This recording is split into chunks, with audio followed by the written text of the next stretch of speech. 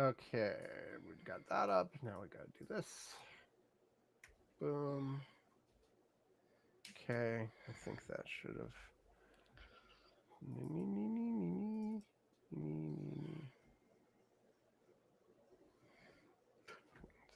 Oh, hell. Oh, God. What you got? Anything?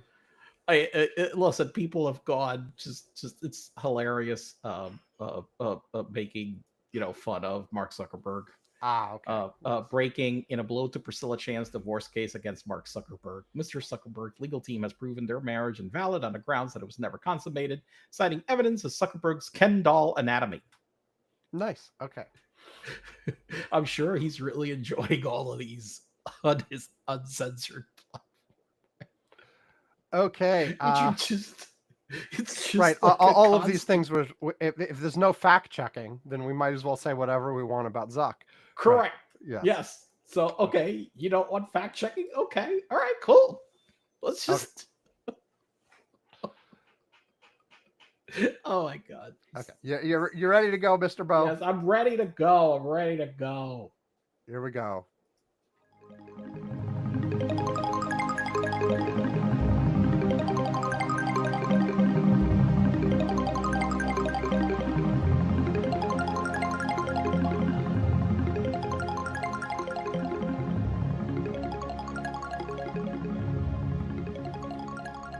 Welcome to Curmudgeon's Corner for Saturday, January 11th, 2024. It is just about 18:30 UTC as we're starting to record. I am Sam Minter. Yvonne Bo is here. Hello, Yvonne. Hello. And we're back from our special predictions review shows and blah, blah, blah. And we're going to do a regular show. We'll do a butt first with the kind of stuff that's involved in that, and then we'll do more serious stuff towards the end of the show, I guess. Yes, I guess. So how's things, Yvonne? I took finally, that's been a while, a very lengthy time off. Okay, so I went and I didn't work from the let me see, I gotta look it up on the calendar because I didn't work from the where's December, from the 20th of December, and I really didn't get back to work until about the 8th.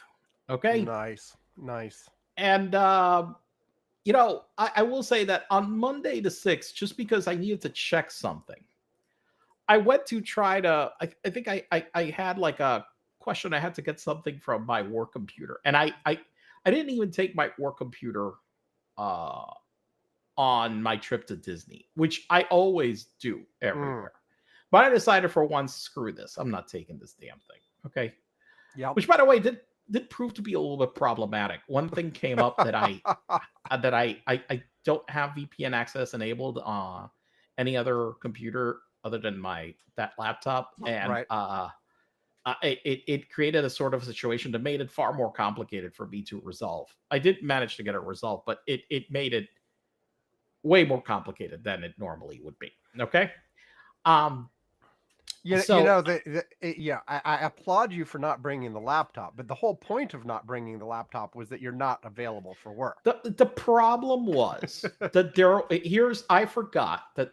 So there was somebody's contract that expired on December 31st. We haven't signed a new contract, and I needed somebody to approve that their services would continue and wouldn't get shut down on December 31st. And so this was not something like this was all of a sudden I'm like, shit, wait, they're going to shut them down unless I get this stupid approval. So I couldn't risk getting one of my biggest customers shut down on December 31st. I get it. So I thought here's the thing. I thought that had been handled, and I realized all of a sudden, shit, I never saw anybody actually approve this stupid thing. Right.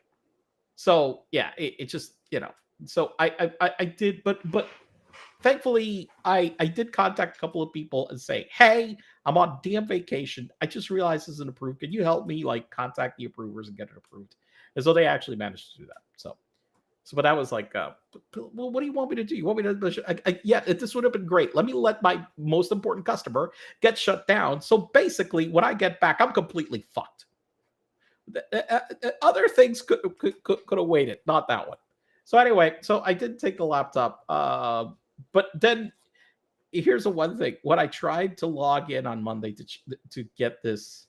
I needed something from the HR system payroll. Somebody, I think some medical, somebody was asking me for some information. I don't know, whatever. I needed to log into the computer. Okay, I couldn't remember. I struggled to remember the password for the computer. Number one. I was like, shit, wait. I don't remember this damn laptop's password. Mm-hmm. And then, okay, I did remember the laptop password. But I will say that the one that I couldn't remember, and I had to look, I have it written, I know that I wrote it down somewhere because that was very difficult.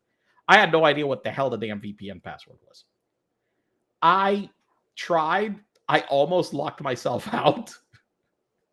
Beautiful. and I'm like, oh, shit, I gotta look where I wrote it down. I don't want to get fucking locked out now. This would be bad. Okay. Mm-hmm. So that's how much time I spent completely disconnected. I will say that it definitely helped me get a little bit more settled in terms of I felt like I was able to figure out, okay, I've been worrying about all these things. I guess these weren't that important. We just focus on these. Nobody apparently gives a shit about this.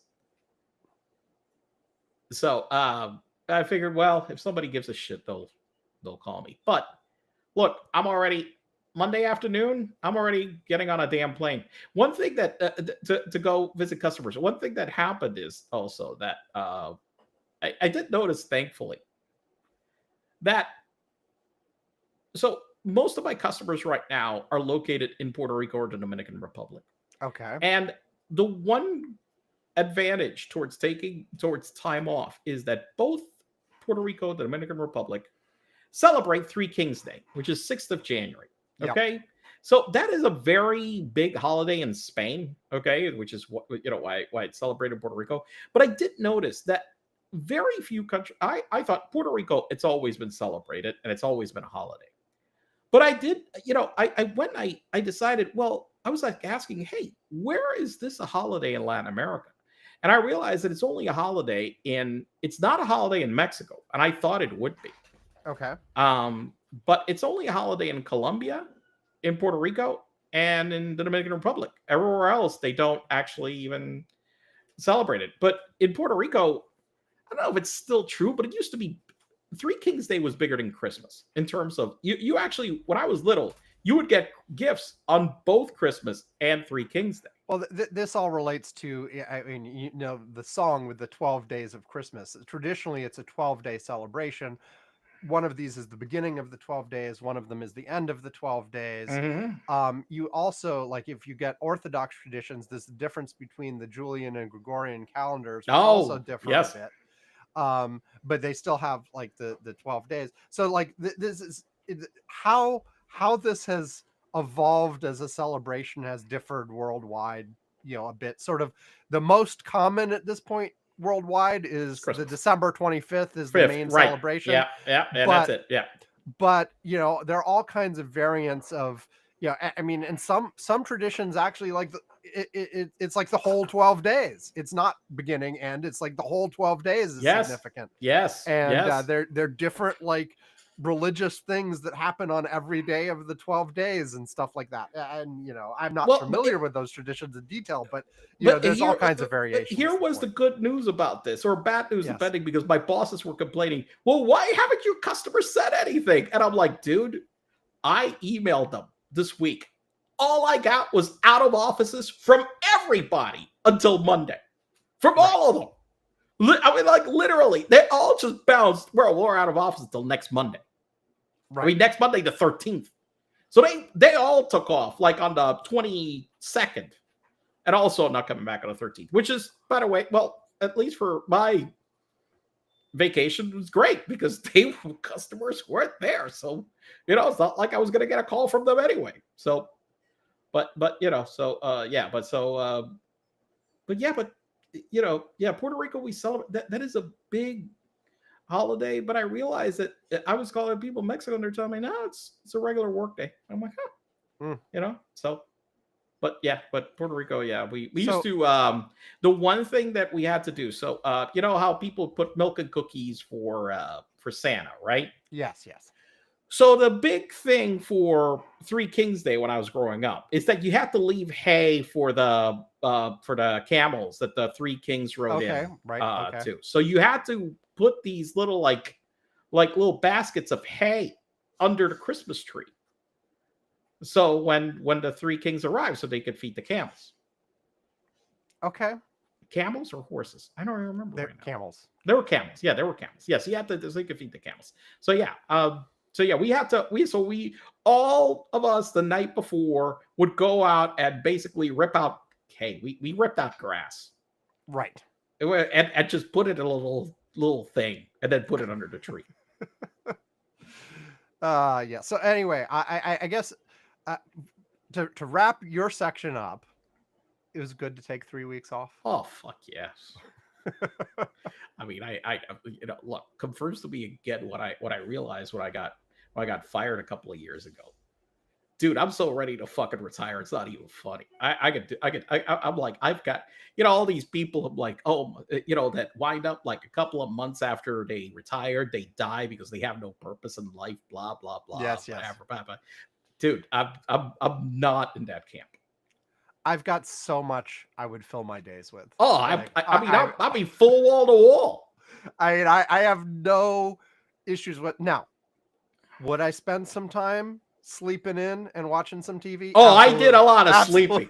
Let me tell you something. That I do some sleeping. Look, I was struggling to wake up before. Some days I was like waking up at 12. Listen, I never wake up at 12. I was waking up at 12. Okay. Right. I'm like, the hell with this, So yeah. Sleeping is good. Sleeping is good. I just want to wake up, get my coffee, go lay back in the bed, watch some TV, fuck all of you, whatever. Yeah. Whatever. Like I have lots of things I would want to do, but like absolutely, like one of the important stuff would be never setting an alarm ever again. Fuck the goddamn alarm. I wake up when I wake up. I gradually do what I want to do to get ready for my day. And then at some point, a few hours later, I'm ready to do something interesting and productive. And I do it, Every day, that damn alarm to me is just like this slave device. It's just like really just, I am enslaved to this stupid thing. It goes off. I hate it. I don't want to hear it. I know I got to get up. I'm just like, fuck, stupid thing. I got to get up. I got to go do the thing. Yeah. I can't just say, fuck it. No.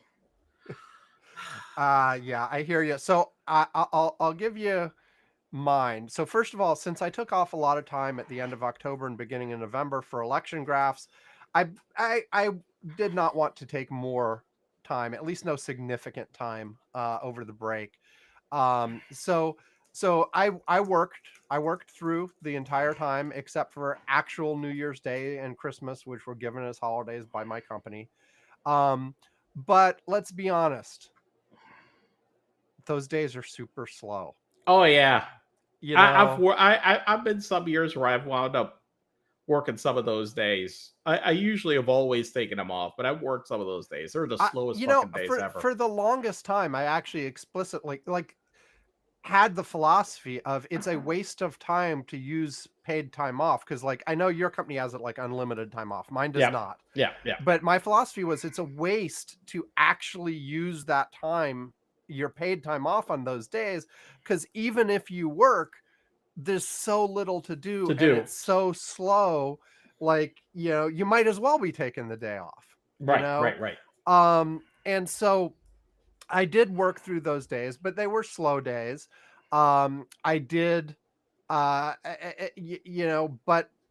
here's the other thing, as has been in the news lately.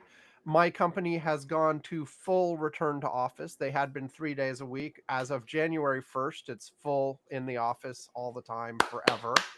Yes, yes. So even those weeks leading up to January 1st, like, oh, by the way, it's 3 days a week in the office, regardless of holidays and vacation. So like, it's not you get 2 days working from home. It's 3 days in the office. So like, Mhm. if you've got a holiday in that week, that means you can only work from home 1 day.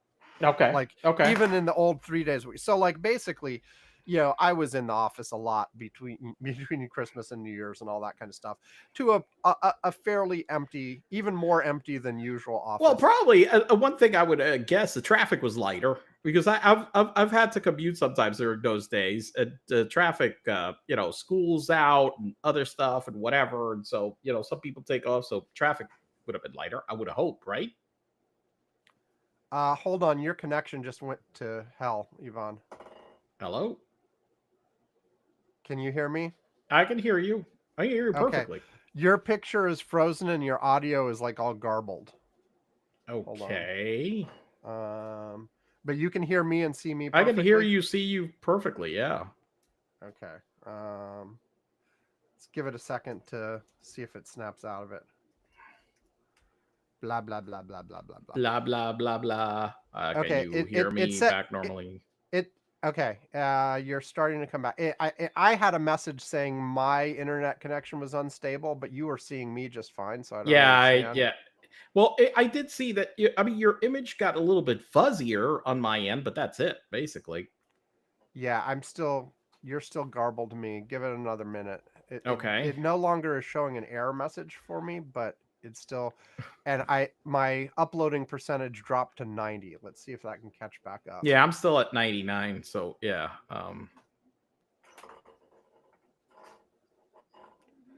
It's dropping. It's down to 90.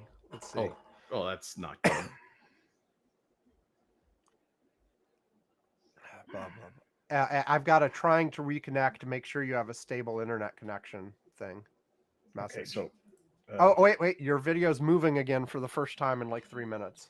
Hold on. Yay. I can see you. Okay.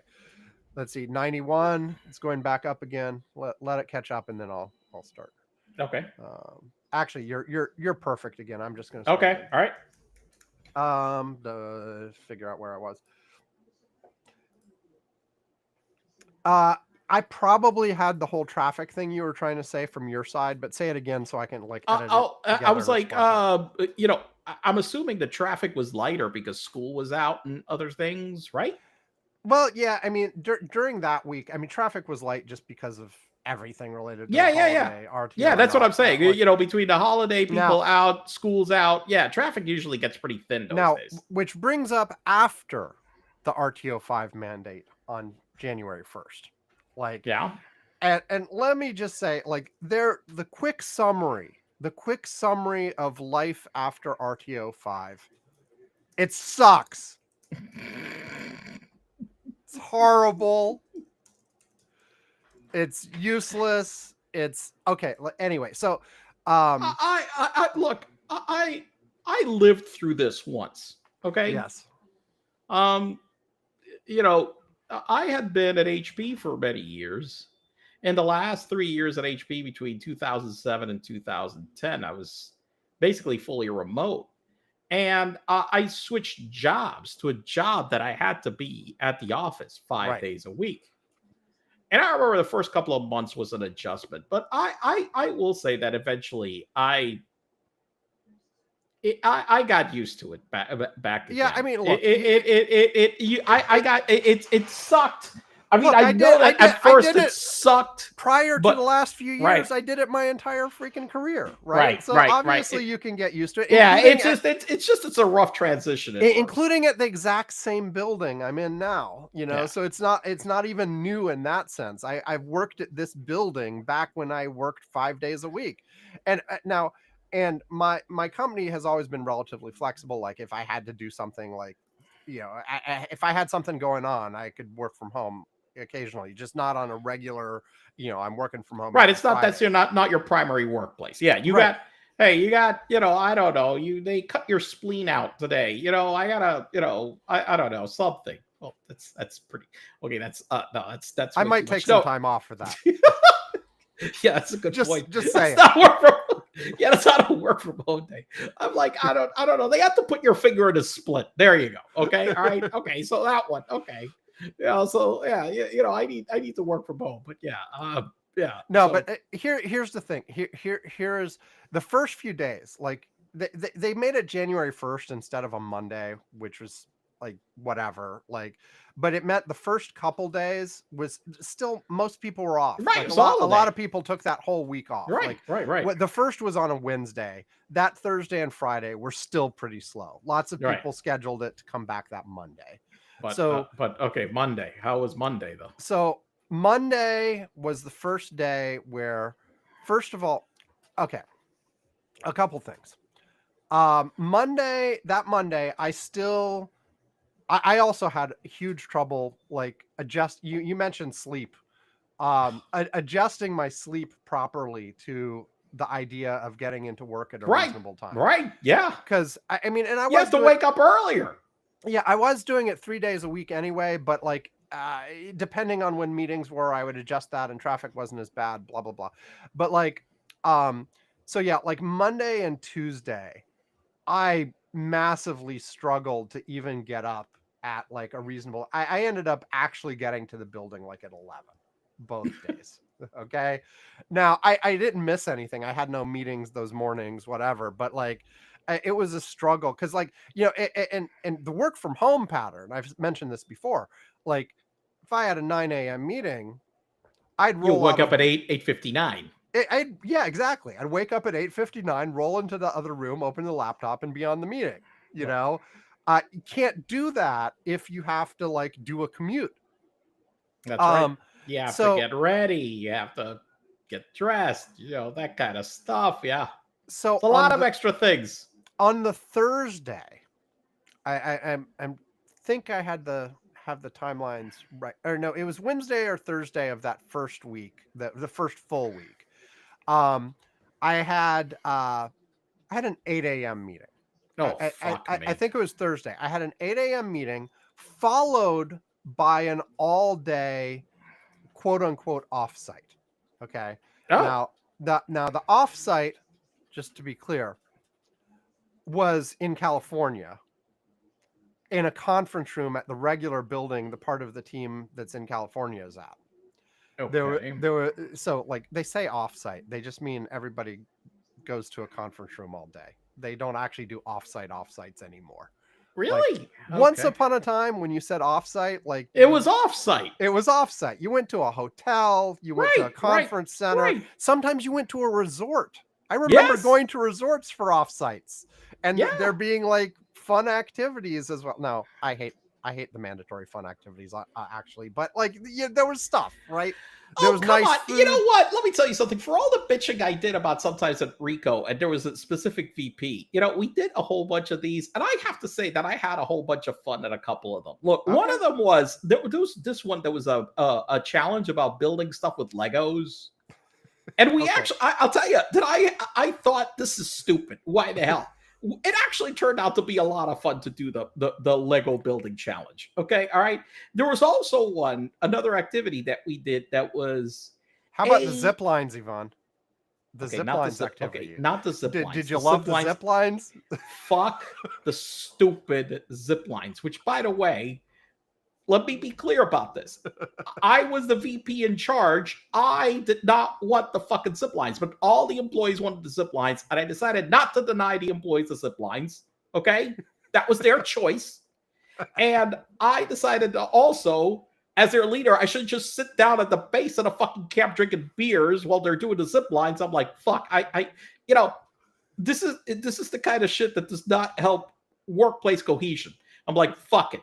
They want zip lines. I'm okay. I'm gonna let them do the zip lines. And oh, by the way, because I'm going to participate in the zip lines. By the way, I just found out recently. Speaking of this, that team the other day was talking to somebody else, and they said, Ivan, you know what? That they're working now with this other company, so whatever. They referred to the time that you were their boss as the golden era of their career. Literally, because they said, you know what? Because I care about people, so I treated them super well. And they were like, and actually, we did some really great results. I mean, shit, this company wouldn't have bought the business if we didn't. And so they're still reminiscing that. This is the thing about why those acts are important as a leader. That act that I went and I basically accepted an activity that I knew wasn't my favorite. And I went and despite that, I went and I partook it, even though I feared for my life. Right. Had a really positive impact on them. Okay. Look, lots of people love him. I hate him. But I'll tell you, the one at Rico, listen, there was no, there was a better one. There was some kind of like, it was kind of like Jeopardy style questions. Okay. All right. And we were a team of people, and there would be all these questions, and we were stacked into different teams. Okay. And questions ranged from like, hey, what's the city with the largest population in the world? Okay. Right. Tokyo. Okay. But here's the thing, right? So it wound up that there were like about 12 teams. Okay. There were literally, in the end, it was really me against another guy in another team who were the guys that had answers to all the fucking questions. But it was so much fun because everybody was like, Jesus Christ, these guys are, but me, and it wasn't like my team. It was like they were all looking at me. Oh, the fucking answer. Yes. Here. So we were like, it was just this mano-a-mano showdown between this guy and me on these fucking answers out of the whole damn team. And I believe I wound up winning. Right, because I got a camera out of it. I got a Rico camera. This is why you like this. This is why you like this activity. Yes. You won. It was a showdown. It was mano a mano. Basically, it's one of those things where everybody's like, we're all the smartest guys in the room, like whatever, There's 50 fucking people. And you know what? The only two people have got the answers is me and this other guy. Everybody else didn't know shit. They all just got it wrong. And we're like barreling through these. We're just like annihilating them. And then like finally, but I managed to win, and I got some. Actually, it was a decent camera. It was they had a Rico waterproof like digital camera that I still probably got somewhere around. So okay, so let me finish my story. Yes. So the first day that I was really going to try it, like, and like getting in at 11, by the way, it wasn't that bad traffic wise. It was worse than normal, even at 11, but like it was still not horrible. But trying to get in at 8 a.m. So I said here's the thing. I said to myself, I need to allocate 2 hours to this. Like I need to leave at 6 to be sure to get there. Sure. Okay? And because like just to set the stage, the no traffic time from my home to my office is 35 minutes. Like if you do it at 2 a.m. with no traffic whatsoever, 35 minutes. Yvonne, being a speedster, could probably make it in 25. Okay. Probably, I'm sure. But how many miles? There would be laws broken. Wait, 35. How many miles is the distance?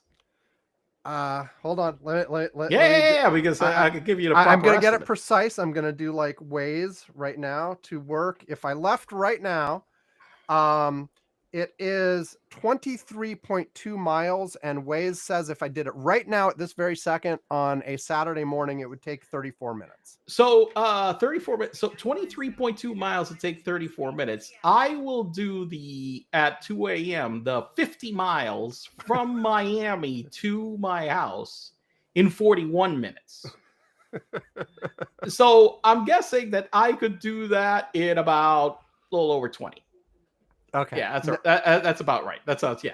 I'd do it in about 20 minutes, yeah. Now, there's parts at the beginning and the end that aren't highway, but, Yvonne could treat them all as highway anyway, just... That really doesn't faze me. Red lights, who cares? Whatever. I'll stop for those. That's what got me into trouble with the cops once, because I do respect the red light, so all of a sudden I realized the light turned red, that I would, like, slam the brakes, and all 4 tires would be smoking, and they realized... Jesus, this guy must have been coming really fast at a stoplight. That's how he stopped. That's all 4 tires to go. Yeah, well. Anyway, I did stop. The no traffic time is about 35 minutes. And the normal, I'd say like regular traffic I'd been having is about an hour. Okay. Plus or minus depending Sure. on what was going on. But I'm like, I have to allocate 2 hours because you never know with rush hour traffic and then blah, blah, blah. So of course, so I'm like, okay, I have to leave at 6 a.m. to get to the 8 a.m. meeting to be sure to be on time for the 8 a.m. meeting. And in order to leave at 6, I have to be getting up at like 5 or some ridiculous time like that. Right. Yeah. Yeah. And, Yeah. That's the way it works. Yeah. and and by the way, this was for an 8 a.m. meeting that nobody was going to be in the same building for anyway. It was going to be a conference call, whatever. Okay, but that's because nobody was working remotely. It's because the participants were all in different locations. Yes. Okay. Yes. And then, or well, I don't know if they were working remotely or not, but but they were all in different locations. And I was trying to get there in person anyway because at 9 o'clock I had the beginning of this all day thing, Right. and I didn't want to be traveling in the middle of the all day thing. Sure. Otherwise, I Sure. would have taken the 8 a.m. from home and then gone in. Right. Anyway, needless to say, I failed to get up at 5 a.m. I repeatedly was like snooze effectively anyway. Instead of snooze, I was telling Alexa to like set a 30-minute timer and stuff like that. But yes, Well, yeah. Well, it's the same thing. it's the same thing. It's the same idea. I was effectively snoozing. I ended up actually leaving the house closer to 7 than to 6, which meant I had 1 hour to get there. Now, when at the moment I got into the car, it said I was still going to make it, just barely. Okay. Okay. By the time I'd made it from my house to the highway, it had decided that that was not the case anymore. It had already slipped like to, I'm going to be like 5 minutes late or something. And I'm like, 5 minutes, whatever. But I got to the highway, to the exit to get onto the highway nearest my house. It was a dead stop. It was like red lights as far as you could see. Oh, nobody nice. moving.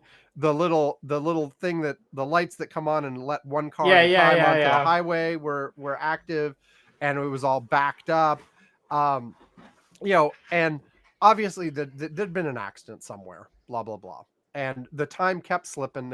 I'm going to be 10 minutes late. I'm going to be 20 minutes late. Well, could you? Well, here's a question. Since this was like a virtual meeting, could you, connect? Well, this is what I did, right? I ended up I was watching the time and the estimates, and it actually, after I got on the highway eventually, I got past where the accident was, and it started freeing up. And for a little bit, it started saying I was going to make it again. I'm like, oh, maybe I'll make it or be like 1 or 2 minutes late. No big deal. I'll do that. But then it started slipping backwards again. So I was like, okay, at 7:45, I will assess the situation. And if it says I'm going to be more than 5 minutes late, I will pull off the highway and pull into the parking lot by a Starbucks or something and get online to this stupid meeting. So at 7:45, it was saying I wouldn't get there till like 8:20 or something. And so, yeah, I pull off the highway, I find a parking lot, I'm sitting there, and I'm like, okay, I'll dial in from my laptop. I'll use, I'll tether to my phone, and I'll dial in from my laptop. Laptop battery is dead. You could plug it into the USB-C charger, right? Yes, but my USB-C charger in my not a lot of output. The juice is enough that it would probably take 12 hours to like get the laptop charged up, right? Yeah, okay. Maybe not. It would probably boot sooner than that. But the point was, I had 5 minutes or something. Oh God. Okay, so I did plug in the laptop, but it did not revive within the time I was sitting there. So what I did was I slacked the person who was running the meeting from my phone, asked him to send me the link, because like I don't have my like work email and stuff on my phone, my work email and calendar intentionally. I don't have anything on my personal phone that would require me to give administrative access to my Well, company. your company doesn't pay for your phone, right? My company does not pay for my phone. Okay, so no, that makes sense. I Okay. could conceivably, like, I could get them to subsidize it a little bit. If but I just No. It's don't. not like in my case. I mean, in my case, my company pays for my service and stuff or whatever because Yeah, I'm no. on the road, so they Like pay for that. So yeah, I got yeah. they would, I believe, pay some amount, but I like it's not worth it. It's not No, worth no, it. no. And so Yeah, some amount to me is not worth it. I'm like, either you're paying for it or what's the deal? I'm like, no, they're paying for mine. So I'm like, of course I have all of that there. But I get it. I mean, if they're not, I mean, not getting it. Yeah, it doesn't. yeah, But so your I don't job have. doesn't. You're not insane. I mean, like I said, I do have the company Slack on my phone because I just have to log into it. I don't have to right, like give them control of anything. right, Like right. and once upon a time I did have all that company stuff on my phone, but I just was not comfortable with it and got rid of it at some because they add restrictions of like there's things you're not supposed to do with your phone that are like frankly normal usage of your phone. Now they only enforce some of it, but like it was annoying. I didn't like it. So anyway, so I got the dial-in information and dialed in from the car and then drove the rest of the way with them on the line. But the point of this was traffic was horrific. And like normally I don't have 8 a.m. meetings on a regular basis. Usually the earliest people are doing stuff is 9 or 10, but like even 9 o'clock, it's like you have to be reliably there. You have to leave at 7. And by the way, most of the time that will get you there by like 8:15 or 8:30. So you're there earlier than you need to be at that point. I guess I could get like coffee or I don't drink coffee, I but mean, I could get I the gotta admit, snack and yeah, something. but the point is, yes, the trip there was horrific, and then that day I ended up doing this also off-site on-site thing. Like I said, almost everybody was in California. There were two of us that In were in a Seattle. conference room in Seattle, and it was good to see that person in person and talk to him. No question. I had a good conversation with him offline from the meeting. But like the rest of the days I've been in are still the case where most of the people I work with are not in Seattle. So it's still like I'm going and sitting there. It's not like I'm actually interacting in person with like my team all the time, blah, blah, blah. I mean, maybe even then, I don't like the trade off, but I understand the thought of the trade off. But the reality for a lot of people is still that most of the people they work with are scattered throughout the world. And so I don't know. It's I just think it's a dumb and reality for aggravating. some of us. I mean, I think this is one of these things that really varies a lot. You know, I you know, There are certainly teams, and we've talked about like specifically like you know uh, new in their career people who are learning the ropes, and like if you've got a dev team that's all sitting together and they can like talk to each other and bounce problems off each other, that's a different scenario. But I mean, the one thing I will say that but then we need to move on because yes, otherwise yes. this show will be 5 hours. Um, I'm perfectly fine with working remotely with people.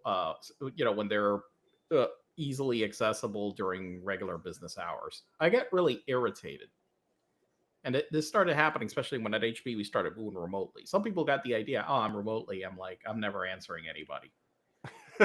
I mean, seriously. And I had certain people that it was just like, dude, yeah, you're supposedly working remotely. I try to reach you. You don't answer email. You don't answer, I don't know. I think we used Microsoft, whatever the hell chat thing we used. Right. You don't answer anything. Okay. You know, I'm like, what the fuck? Well, Now, that guy, when he was in yes. the office, he was kind of like difficult to get, but I knew where the fuck he was in the office and I could go like get him. Hey, dude, I need your shit like today. Well, that's the whole thing. Like the remote thing is a different way of doing things and you have to handle it differently, but you have to have that accountability too. Like if people can't get a hold of you, then you're not doing your job. That's right. You know, it's like you can't evaluate people anymore by are they sitting in their seat for No. X number of Yep. hours, but you still can evaluate them on, you know, But are I they will tell you, I've responsive? seen the Do they frustration. get things done? You know? Sometimes I see the frustration as to why some management default to like sending a whole bunch of people, like everybody, back to work and certain things like in that. When I have recently experienced with a number of people, especially that are younger, that don't fucking answer anything. Email, they won't. They definitely will not pick up the phone. Okay, that's for sure. And I'm like, dude, I need you. And it's business hours. You're not answering. And that really fucking pisses me off. I understand. Yeah. Anyway, look, and again, and this is something we've debated for years now. I don't deny some advantages of being in person. It's just there's trade-offs there too. There's a lot of loss there. So Okay. So, all right. so anyway, that's it. Like it sucks. Okay. it sucks. It sucks right now. It sucks, and I'm sure I will adapt accordingly, but it still sucks, and I think it's stupid, and they're I think the companies that successfully lean into remote and figure out how to make it work well will actually end up having a competitive advantage over the years. Like it may take a while for that to like fully evolve, but I think that's going to be an advantage over the years. And the companies who are instead trying to bring things back to the 1990s are going to end up harmed by it in the end. Right now, the labor market is such that they can get away with it. I don't think it'll stay that way forever. Okay. Okay. So, with all that, let us take a break and then we will come back and Yvonne will start us off with some actual newsy topics. And then we will go from there. So, first break is a random wiki of the day. Here we go. Oh, God. Okay. I gotta. Okay. I'll be back. Do. Hello, this is Standard Russell. I'm here to let you know about Sam the Curmudgeon's other podcasts, the Wiki of the Day podcasts. Wiki of the Day comes in 3 varieties: popular, random, and featured. Each highlights a new Wikipedia article each day. They just pick the articles differently. This week on Random Wiki of the Day, you would have heard this summary for Thea Kano. Thea Kano, born August 1, 1965, is an American conductor. She is the founder of the New York City Master Chorale, and was its artistic director until the end of the 2018 to 2019 season. She served as the associate music director of the Gay Men's Chorus of Washington, D.C. from 2004 to 2014, and has been appointed its artistic director, effective September 2, 2014. She served as the associate conductor of the Washington Chorus and artistic director of the Capitol Hill Youth Chorus from 2004 to 2009, both of which she joined in 2004 after earning her doctorate in choral conducting from UCLA, writing her dissertation on Maurice Duruflé's Requiem under Professor Donald Nguyen. She also studied privately with Paul Solomonovich, a native of Northern California. Dr. Kano lives in Washington and New York.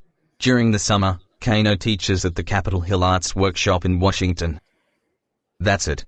See? Fun, entertaining, and educational, right? Okay, now look for and subscribe to the Wiki of the Day family of podcasts on your podcast playing software of choice, or just go to wikioftheday.com to check out our archives. Now back to Curmudgeon's Corner. Do. Okay, turn your volume down a little bit on your headphones. It's, Okay. I'm hearing a lot of echo. Okay. Well, the break volume was much louder than your volume. That makes sense. Okay, here we go. Okay, before I ask you for your main topic, Yvonne, one additional thing to say real quick, and this is just a note, no discussion needed. Almost a year ago, I think it was last March or April actually, but almost a year ago, I replaced my whole computer setup. I got a new desk, I got new monitors, I got a new laptop. I have been thrilled and happy with almost everything in that whole setup. But I will say the one thing, and we talked about it on the show at the time, that I cheaped out on, and I was like, I don't have to spend a lot of money on this piece, was my desk chair. And I will say, I do regret it. This thing is already falling the fuck apart. Okay. Like I just, during the break, I sat back and like one of the bars in it, like I felt it on me instead of the cushion. And I'm like, you gotta be kidding. Like, and it's loose. I could probably tighten up some of the screws and it would be a little bit better again. I don't have right now the most expensive No, chair. you talked about this. I bought a Costco one. Yeah. And it's good. This was like some random, random online chair that costs like $60 or $70. Like this one didn't cost that much more. It was like about $100 at Costco. Yeah, and I am feeling, quite, I am feeling right now that maybe I don't, look, I'm not going to do the $2,000 expensive chair. Look, I have been, listen, now that you mentioned this, I have been looking at one of those. I will say that there is one that, listen, but yes, there is, listen, you brought the chair. There's been specifically this last week, I saw this ad for this chair called the Chill Chair.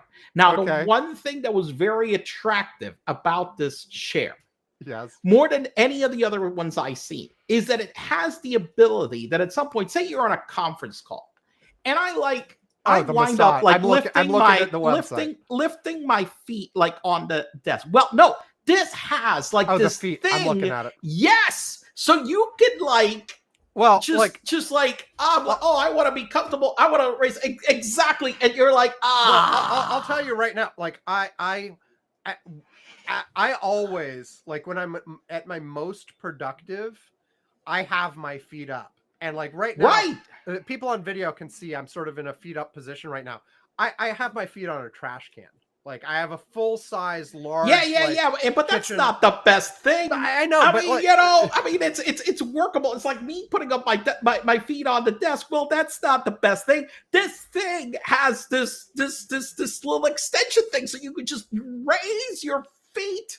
Yes, I see it's that. Got massage. Yes. It's got massage. It's got raising the feet. It's got heat. And I'm like looking at this thing, and I'm looking at the price tag, and I'm like, fuck, I can't keep spending. Well, listen, I went, look, my thought was like, I spent money the last 2 years, and I'm like looking at all this shit I spent money on, and I'm like, no, I'm not fucking spending another $2,000.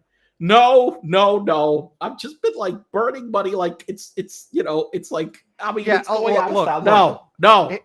As I said, I am not going to get like a multi-$1,000 chair. That is just not happening.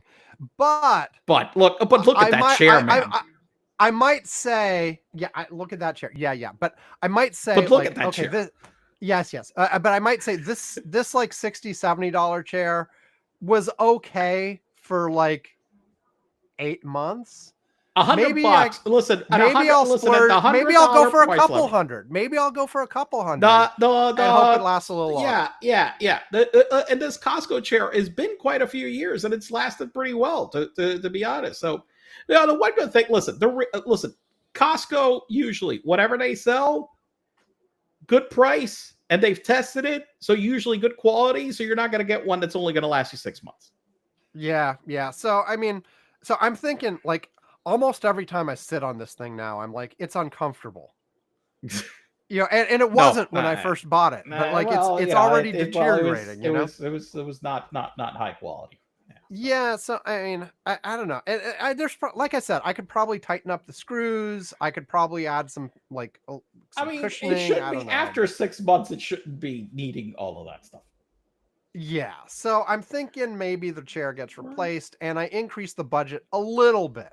Yeah, but not a lot. I would say I'm not getting your chill chair thing here. I'm not doing that. Desk chairs. Here we go. I see at Costco. Here we go. I'm gonna see if I find one for sale. Yeah. Okay. There it is. $169. There you go, Costco. There you go. Yeah, I get. Yeah, that's about the budget rate. I'm thinking. They've got $160, $120. They got something to go over that, but they've got plenty of very nice looking chairs for less than $200. I must admit, this. They have a pretty decent selection. Yeah, I'm looking at their website. Yeah. Anyway, I'm not gonna shop online while talking to you, Yvonne. But Okay. But yeah. So anyway, okay, Yvonne. Real topics. Real topics. Where do you want to start us off? We've had there has been news. There have been things going on, and obviously we're only days away from the second Trump administration. Okay, I'm gonna start with the one that actually got. Well, I know I gave the second thumbs up, but 2 thumbs up on the list, which is Meta moderation changes. Okay. Yes. You know, and Meta in general, like, well, it's not just Meta, but like there seems to be a theme of companies making changes to be more friendly to Trump world as Trump world approaches. What I said, this is, I've said this. I think I've said it on our Slack, and I said it in other places when this subject has come up. I basically said, look, Suck is a grifter. And if Harris had won in a landslide, there would be gay pride flags all over HQ this week. And he would be on, I don't know, what's that, on The View, interviewing. So Trump won. So he's on Joe Rogan, and he is talking about his masculinity and, I don't know, making all these changes for so-called free speech. Mm-hmm. I mean, he's just a grifter. That's all there is to it. There's no conviction in there about anything. He's just a grifter, and he will suck up to whomever just for dollars. I think we also spoke a couple of weeks about certain, a lot of companies that were donating to the inaugural fund and how I was like, look, you gotta at least, I said, you have to at least in some way ingratiate yourself with this administration, because they're going to be regulating your ass. Okay. Mm-hmm. And I get that, but wait, Yvonne, bribery is illegal. It is. I mean, I think that it's pretty clear that, like right now, the SCOTUS has taken a view that this is just, this is all fine. Yeah. Especially for the president. That he can take themselves that they can take all the money that they they can get. But so so they're out there, but Zuck is taking it to the level of, I mean, just being such a suck up. And by the way, I think here's a problem that I've always seen with behaving like this. The people that are the biggest suck ups like this usually are the ones that get screwed the worst. Mm. Because all you're showing is that you have no conviction and that you're weak. Right. And to me, it's I mean, the fact that it all came out just in such a massive way, like all at once, like that. Well, let's enumerate the things real quick for background. Yes. So one, Zuck has said they've had for years, well, since 2016 was the trigger for it. They had a partnership with various fact-checking orgs like Snopes and PolitiFact and blah, blah, blah. There's like 8 of these organizations that they had partnerships with, where they would do fact-checking on things that were going viral and basically add labels to them based on the fact-checker stuff. Zuck said, hey, we're going to do something more like what X is doing now with community notes, which basically is like, we're not going to partner with any orgs that have like known reputations or anything. It's just going to be basically the community can add context to things. And to be fair, this has sometimes worked even on X, like where the community, Elon himself has had posts that he's made that get community notes added saying exactly why he's full of shit. Mhm. You know, so this does sometimes work. And in fact, Mhm. I've seen some arguments that it might even work better because it can scale better. But the one trick to it is, well, how do you in the end determine who to trust? Because you can also get situations where the community notes is correcting something that's right with something that's wrong. You know, so you have to be careful with that, and you're sort of relying on wisdom of the crowds to always get the right thing, which it may or may not do. But in any case, he's basically saying we're not going to partner with these organizations who are known for this, and his statement about it went ahead and like said that they were biased and stuff like that. Now we'll talk about each. I'm tempted to dive right into talking about this one, but let's hit the other changes too. They also changed their guidelines on the hate speech guidelines on what's acceptable and what's not, basically allowing a lot more things that were prohibited. uh, Basically, slurs against various groups, anti-trans statements, blah blah blah. Basically, opening this up in the name of free speech, saying that hey, a lot more is allowed than was before. I'm sure there's still a line somewhere, but it's been adjusted, and it's basically allows for a lot more negative speech to a lot more groups, and not coincidentally, these are all groups that Trump and the MAGA folks have been going after. Look, there Wait, is one thing. Okay, one last thing, and then we can talk about all three of them. They along with a bunch of other companies have also announced basically retreats or shutdowns in a lot of DEI initiatives, in diversity initiatives within the companies, to for hiring, for education, for making people respect various differences in culture, etc. They've pulled back on those things too. Those are the three main things I know about. Did I miss any, Yvonne? No. Okay, so go. Let's talk about them individually. Well, one thing about you're talking about the allowing certain things to be discussed and how they're dialing back some of their moderation. Yes, I will say that their moderation had also gotten like somewhat off the rails crazy. Okay. Oh yeah, Because like cracking down on too much stuff. I mean, cracking down on like innocuous comments randomly for no reason whatsoever. If you remember, for specifically both, all of the Meta-owned stuff, Facebook, Instagram, Threads, had basically been very actively deprioritizing anything political at all. Like Correct. you could still post it, but they would not boost it. It would get very little algorithmic visibility, etc., because they were like, we want to tone that. We don't want to be in that business. They're now removing some of those restrictions again. Too. But that's the thing. But my problem is that's I don't. That's a choice they can make. They can. That's a choice they can make. Okay, like this is they they. But that's not the way they framed it. But that's the thing. That's not the way they framed it. You could say, hey, look, we have been in a business where one of the things is that we have been trying to prioritize other speech, not political speech. Okay. Right. As our choice of what we want in the environment. We want your cute cat videos. Exactly. We really don't want the place to be cesspools arguing about DEI or whatever the fuck. Okay. Right. All right. And so, but now we're going to change that. But the problem is, they're backing off from that now. They're opening the spigots again for politics. They part of what Zuck said was like, we've heard your feedback that people do want to talk about this stuff, so now we're going to let you.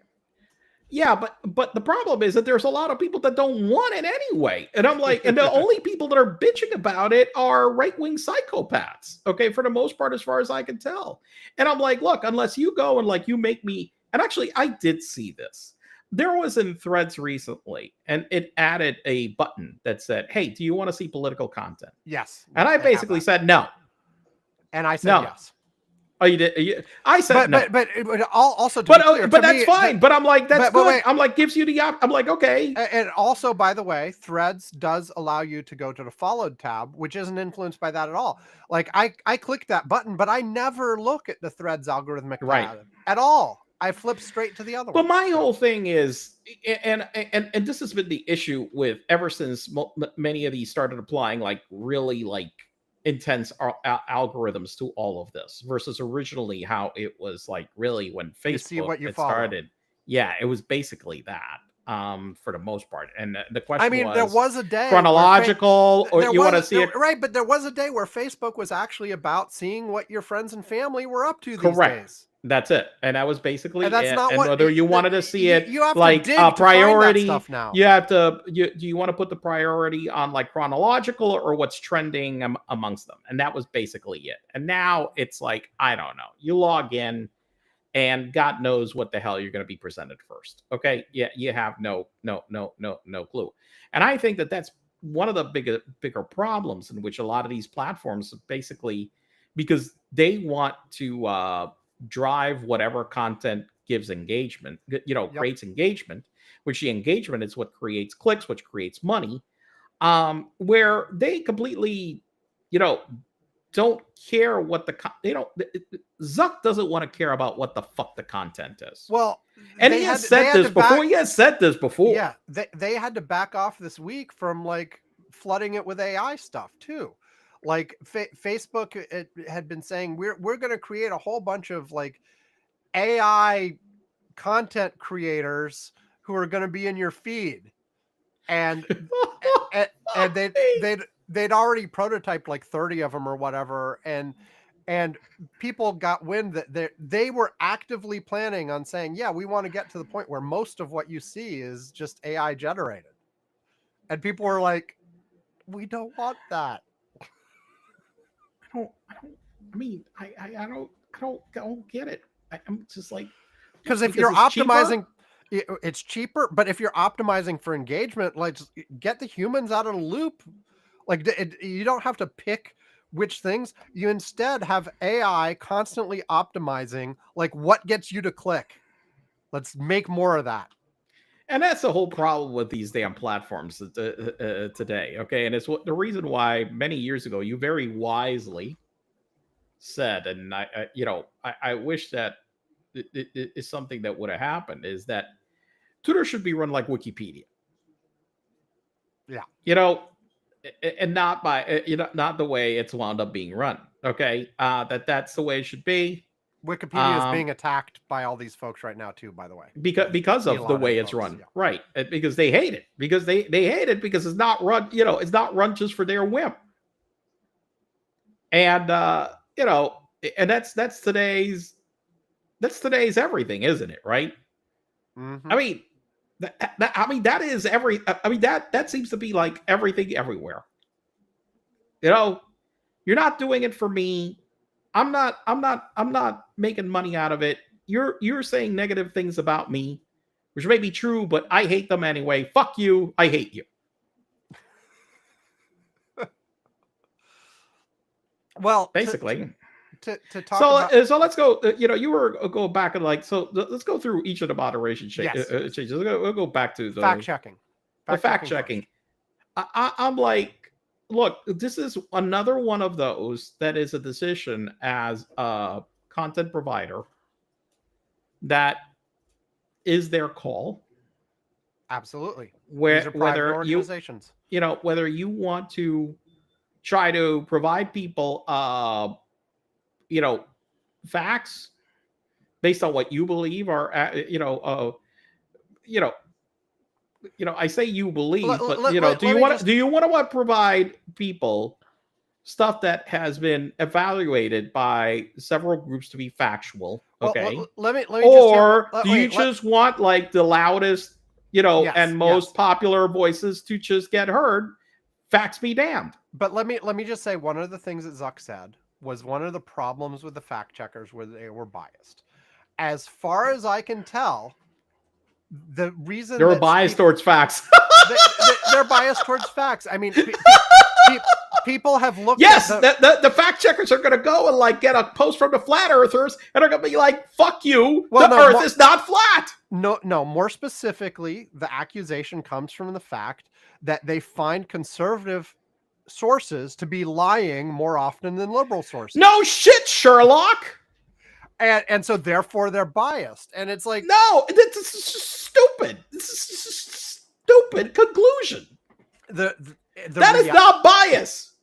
Asshole. The reality right now is that, look, there's no shortage of exaggeration and occasional fibbing on the left as well. Absolutely. However, the pattern specifically in the Donald Trump era, more so than ever before, is that the entire freaking model is based on facts don't matter. Facts don't matter. Making shit up. Alternative facts, as Kellyanne Conway once said. Yes. You know, where they are basically... Where we laughed and realized that it wasn't just a line. It was an MO. It was an MO. The entire philosophy is if you don't like reality, you just say the opposite long enough and people believe it anyway. Yeah. And there's so many domains this is in, from climate change to, you know, to the situation with immigrants, to the situation with trans people. Like this, you know, stuff that is nothing is blown up into something based on this kind of stuff, or things that are minor are blown up into major, you know, and it's the whole MO. And so the fact that fact-checking organizations find problems with conservative sources more often than liberal sources is not evidence of bias. No, it's evidence that those organizations just lie nonstop on a regular basis about everything. Right. And so, like, look, again, there are arguments on, is relying on a small number of organizations like this the right way to clean your information environment? It might not be, but that's not what's happening here. It's not that Zuck is actually saying, you know, community notes do a better job at ascertaining accuracy. No, exactly. No, that's not what's happening. What he's saying is that, hey, these conservatives that I want to, basically cozy up to right now don't like the fact that, you know, when we're checking through their facts, they keep coming up as liars, and so therefore that's what I consider bias. Fuck you. Right. Jesus Christ, man. Stupid shit.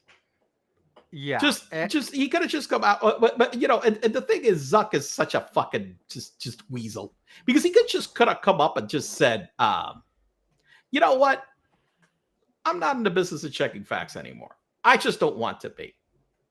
Right. You know, and you know, let the discourse happen out there, and you know, let the people decide for themselves. I just don't want to be in that business. Right. But saying that it's biased, it's just like, you know, kiss my ass. You know, I mean, his statement, like, if you, I did not watch the thing, but I saw a bunch of clips. I saw quotes from it. I mean, it wasn't that long. I don't know. But it was full of sucking up. It was full of sucking up. Yes, 100%. It was full of statements. Dude, he fucking named, what's his name, the UFC guy to the fucking board the same day. Yes. I mean, are you fucking kidding me? I had never seen such a corporate zuck up, pun intended, ever in my life. Yeah. I mean, it's like almost every sentence was like, what do they want to hear from us? Let me give it to us. Yes. You know, this did not reek of this is now, I don't know what his actual personal opinions are on any of this stuff, but this certainly like read as, let's just make nice, give them everything they want. Listen, what I said, I don't think that he has any convictions. I think he's just a fucking grifter. And I'm like, and look, if you look at back, I remember watching they had that movie about when Facebook was created with the thing called Boss. I have not seen it. It's on my list. Okay. Look, As far as I can tell, he was like that all the way back to the creation of Facebook. This is, if you watch that movie and you see the depiction of him, it seems just, it tracks. This tracks perfectly what he just did. It's all about the money. So I think the next thing on the list of things, the loosening up of moderation policies, just fits in the same boat. Like, yeah, you can claim that, trans people don't exist or that they're not real women or whatever, and that's fine now. It didn't used to be. You can. There are places that have lists of. Somebody leaked like a manual or something that showed like some things that are now allowed that weren't before, and they're all like really obnoxious, horrific comments about like, look, let's put it this way. The point of all of this moderation is not. Yeah, look, you can. People could have sort of the unpopular opinion on any of these issues, and you could potentially have an actual debate in a rational way and talk about it. But that's not what happens online. What happens online is harassment. What happens online is harassment. It's serious harassment. That's the fucking problem.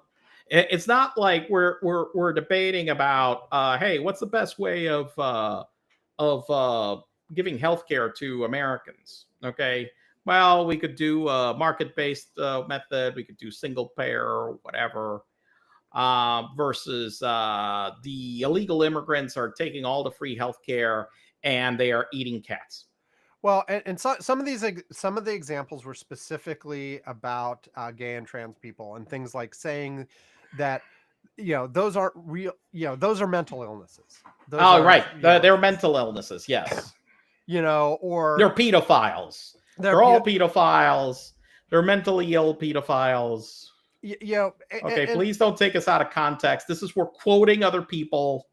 Yes, please. But and look, this is one of those things where, again, could you theoretically have a high-minded debate about the nature of trans people and what's going on physically, mentally, blah blah blah, what the right way to deal with it in society is? Could you have a high-minded debate about that? Yes, you could. But with very few people could actually do that, and you'd need like people who actually knew what the fuck they were talking about, who were experts and knew the stuff and blah blah blah. And you'd still have to be careful to do it in a way that was responsible. But that is not what's happening at all. No, what's happening is just harassment of that community. It is harassment of that community, is intentionally belittling them. It is denying their experiences. It is trying to make them uncomfortable enough that they go back in the closet and stop being visible. That is the intention of all that kind of conversation. Yep. And so yeah, the various, as far as I can tell, the sum total of this loosening up on moderation is just, let's make it easier to harass people. Let's make it easier to make, or even aside from harassing, let's make it easier to make this a hostile environment where those people won't want to be here and won't want to participate. I mean, and it's like, it's a double combination. I think the main thrust is to, let's make the harassers comfortable. Right. And allow them to be able to express their hate freely. Yes, that's a good way of putting it. And look, again, is that really like, let me ask you a question. Seriously, let's say we were in a bar. Mm-hmm. If somebody came up to another person of a different, say, transgender, and started saying slurs and insulting that person, you know what? In a place of business, and they started a fight like that, they started harassing that person verbally to the or shut up everybody, they would be thrown out. Well, But that's a reality. In lots of places, I would say there's some bars where that would be encouraged, where somebody came in that was the wrong group, they would be thrown out. In most places of business, okay, not ones that I don't know. If you go to a I don't know, some kind of If you've got biker small bar. yes, exactly. If you go to like that, you go to downtown Fort Lauderdale, Miami, or whatever, and you started harassing a customer, a person that you saw that was of a different, orientation or whatever, and started harassing them in public, you would get thrown out of that place of business. Yes, and the reality is mainstream businesses, yes. From mainstream businesses, yes. And the reality is that Facebook and these companies are mainstream businesses. And what they're doing is allowing their platform to be open to this kind of harassment. It seems preposterous. Well, and this is the thing I was about to say too. Like, once again, these are private companies. I actually think that for the most part, they should be able to do whatever the hell they want to do. Yeah. But they are setting the They're creating an environment uncomfortable for everybody else. Yeah, I mean, and look, in the US, we actually companies aren't free to do whatever the hell they want. Like, you can't say no blacks allowed. Right. There is the notion of protected classes that have to, you can't act against like that. But even if you said, okay, laissez-faire, do whatever the hell you want, they are choosing what kind of community that they are going to create. Correct. And they are choosing who to include and who not to include, and who should be comfortable there and who should not. And I'm not going to pretend that we're going to see major numbers drop-offs for Meta in the next few days, but I have seen multiple people in my family, in my high school friends list, and other people random online as well, talking about closing up their Facebook accounts at this point because they're like, this is not a place I want to be. Just like people a year or two ago started to do with X. Now, again, X is still out there. X is still relevant. No, well, here's the one thing. X is still out there, but X right now is diminished significantly. It is severely diminished. And as a business, it is, I mean, it's not a business anymore. X is not a business anymore. X is Elon's toy. Right. X he paid $45 billion to have a massively, a massive megaphone of a toy. That's it. It's not a business anymore. Right. And the question is that what, I mean, my question to the other companies, is that what you want? Because I don't think that stockholders at Meta, if this starts impacting business this way. And look, I'll be honest. Yes, people are saying they're leaving, but people always say they're leaving. I feel like it's going to be a small, but in X has been numbers. In X has been that has been real. I mean, the abandoning of business at X has been real. I mean, the documented revenue drop is 90%, Sam. All I'm saying is I don't expect that same level of drop. I don't expect it, and I will tell you this also. I'd be surprised if I saw 10%. No, but I will tell you this also, because he is such a grifter and a suck up. Okay, all right. There's also another thing about what he's saying publicly and what the fuck he will do that he sees impacts business. Right. Okay, so let's see what the hell actually this translates into actual changes. Because I guarantee you one thing, as happened a couple of years ago when profits and revenue at Meta tanked, when he was all in on the metaverse. VR, yeah, metaverse.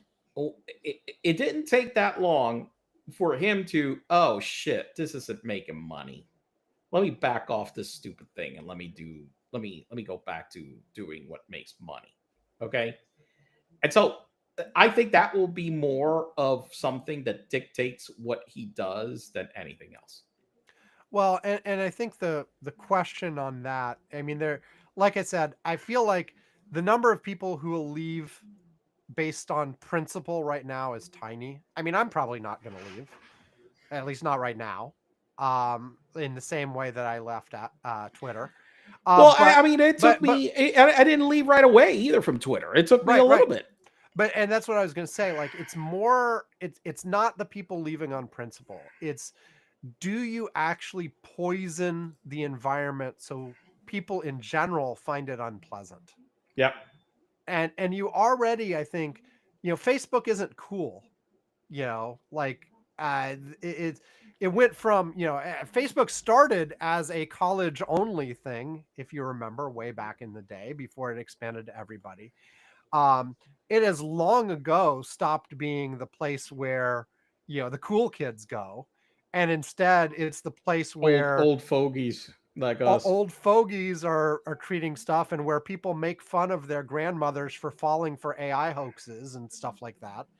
Um, you know, and so it's already the old people place, really.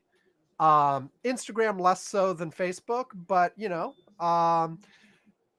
but if you make it, if it starts getting to be more negative, more unpleasant than it is now, then people will start coming less on their own. Not necessarily shut down their accounts and leave, but come And listen, less. and Facebook has been all facing an issue and with already lagging that's engagement and lagging that's our use. because again, like, and this is the fundamental disconnect too. I mean, what Facebook was for originally was connecting with family and friends.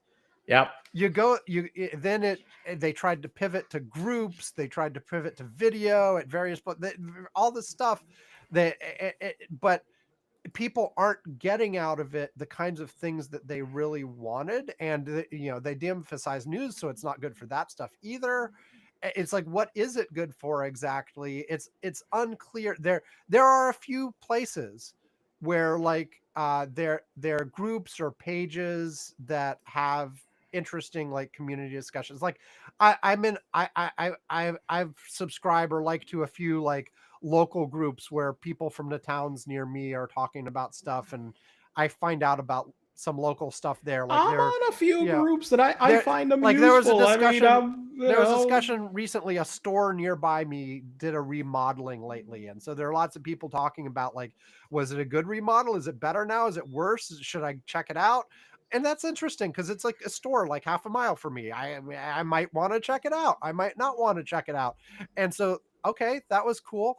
But, like, it becomes increasingly unclear, like, if it's not the place to go talk to keep up with what your friends and family are doing, then what is it really for?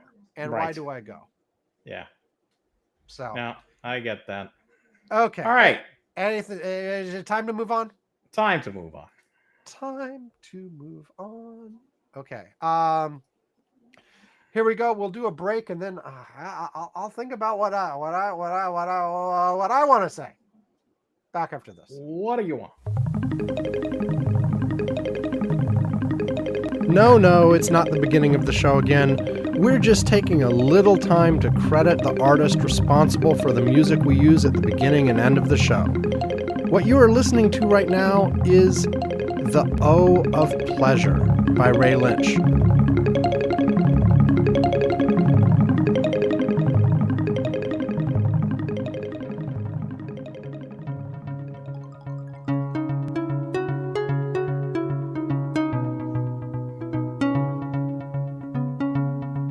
The music we close our show with is Celestial Soda Pop.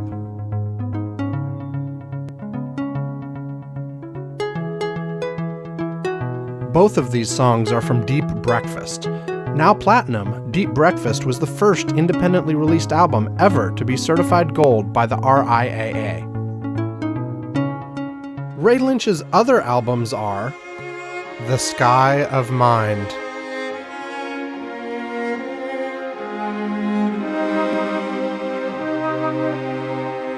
No Blue Thing,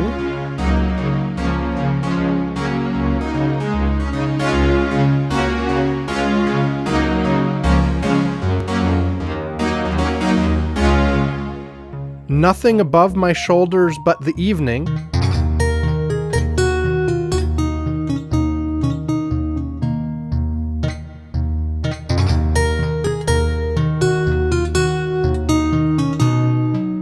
and The Best of Ray Lynch.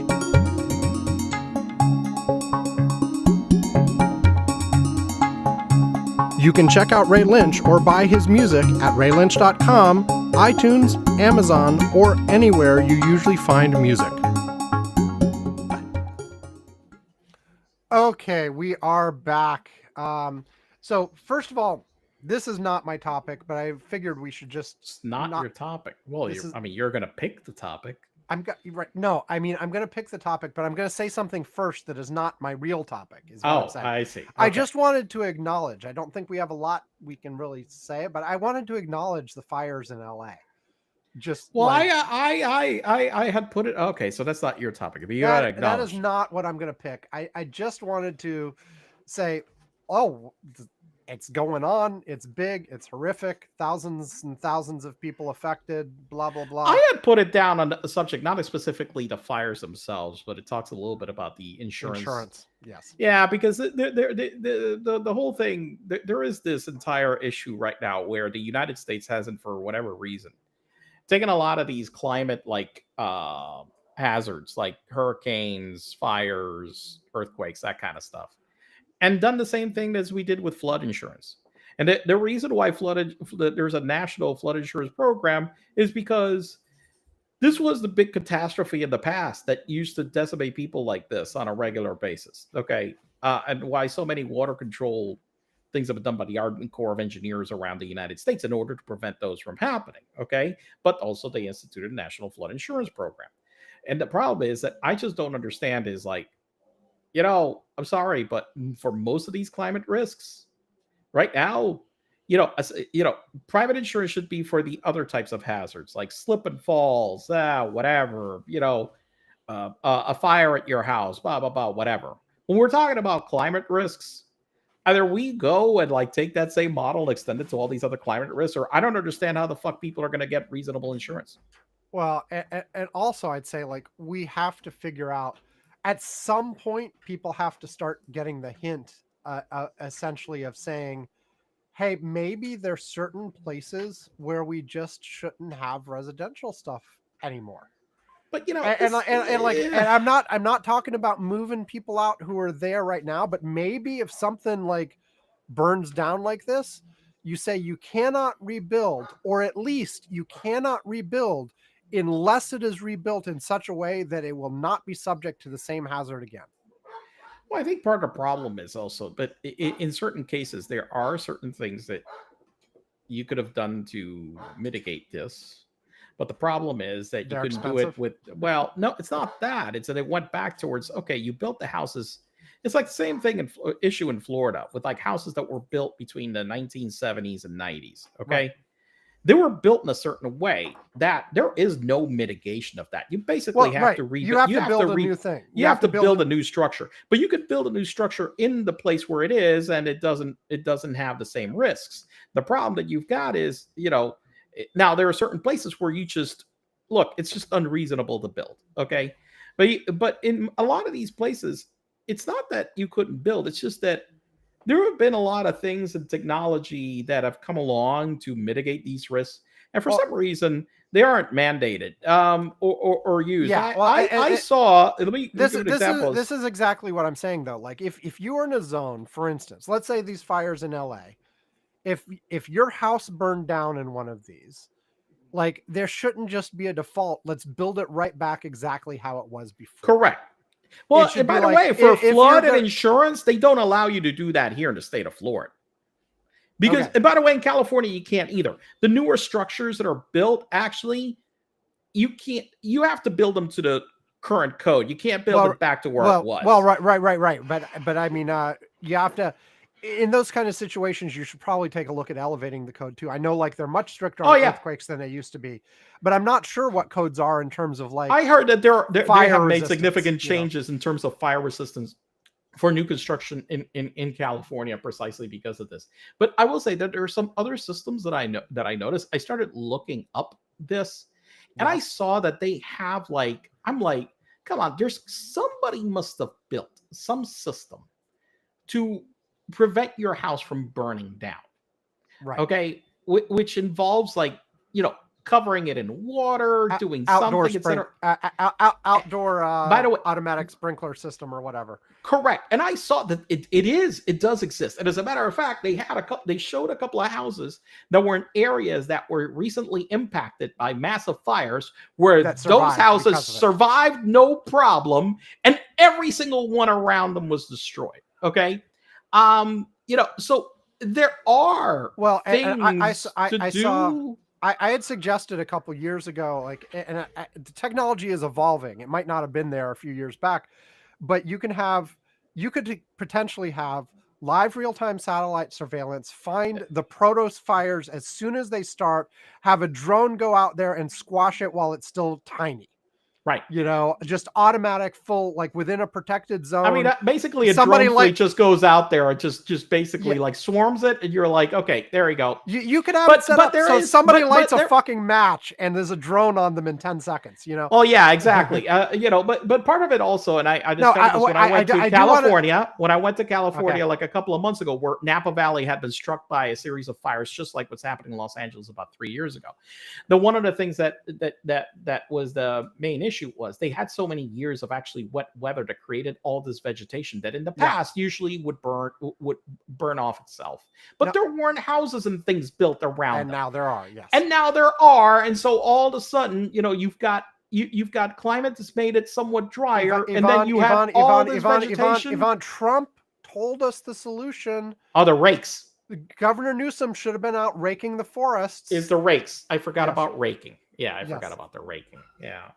But I'll tell you, listen, the solution, Sam, you would love this fucking solution. Okay. Yes. It's like, it has this algorithm with software that detects the distance of the fire active. If you get a warning on your phone, if you don't activate it, if you don't respond with a certain number of minutes, it automatically it self-activates. It starts like just irrigating the entire area, dousing it in a way that doesn't matter, because most of these fires get started by embers that are flying off, and they hit house and they start. It completely just makes any of those embers not be able to light up. This system was a shit, man. I'll tell you what, I saw this and I'm like thinking, I see these people $15-20 million houses, and they don't have this. I'm like, listen, if I lived and I had a $15 million mansion in Malibu, fuck, I'd be all over this. Why the hell, are all these people buying this shit, man? Well, it's like most things, and we've talked about this problem in all kinds of contexts before. Preventative stuff costs money, and people are always like, oh, I can't, why would I have spent that money? I haven't had a problem so far. It seems fine. It is that is always the default, the behavior, man. It's just amazing. It's just the human default behavior. I don't need that. I've always been fine. I never had the disaster. Then all of a sudden you see them sitting there in the middle of the rubble of the bullshit that they said was never going to happen. Yep. Well, because on average, most preventative stuff never, in an ideal world, the preventative stuff never gets used. Well, I'm going to cancel the insurance. I never had to use it. And I'm like, fuck, you should be happy, you asshole. You never had to use the fucking insurance, you dumbass. No, I did want to say, before I move on to my real topic, I did want to say, along the lines of the drones coming out and catching fires early, I saw one video this week where it was sparked by all the fire. Somebody was showing off, it was some hotel atrium or something. There was a giant hotel atrium, the kind that has the big open space that you can look up hundreds of stories, or not hundreds, but you know what I mean. You can look up all, it's a wide area, blah, blah, blah. Hundreds and they're hundreds of stories. It was the biggest fucking building in the world. Hundreds. It could be. Hundreds of stories. Hundreds. It was the Burj Khalifa. Anyway, but it was some, big, wide hotel atrium with a big space in the middle. And they were like, look, it's an indoor space, no sprinklers. Where do you see any sprinklers? Where would you put them? What did it? And they're like, here's what they have. Look at that thing over there. And there's this little device, and they did a demo of it. And it was exactly the kind of thing I'm talking about with drones. They had a whole like live heat sensing system in that whole area. And if it sensed like a fire kind of thing, this thing would pivot, aim at the thing, and then squirt it with high pressure water. Nice. Like fire hose level high pressure water, and put the thing out. So they actually intentionally set a small little fire, and this thing went boom, and that thing was out like in 2 seconds, like with this massive deluge of water. I would love to see like somebody all of a sudden try to light a cigarette, and all of a sudden just like try to light a cigarette. We said shit. No smoking, asshole. Exactly. That would be the best. I would love this. You think that sign wasn't serious?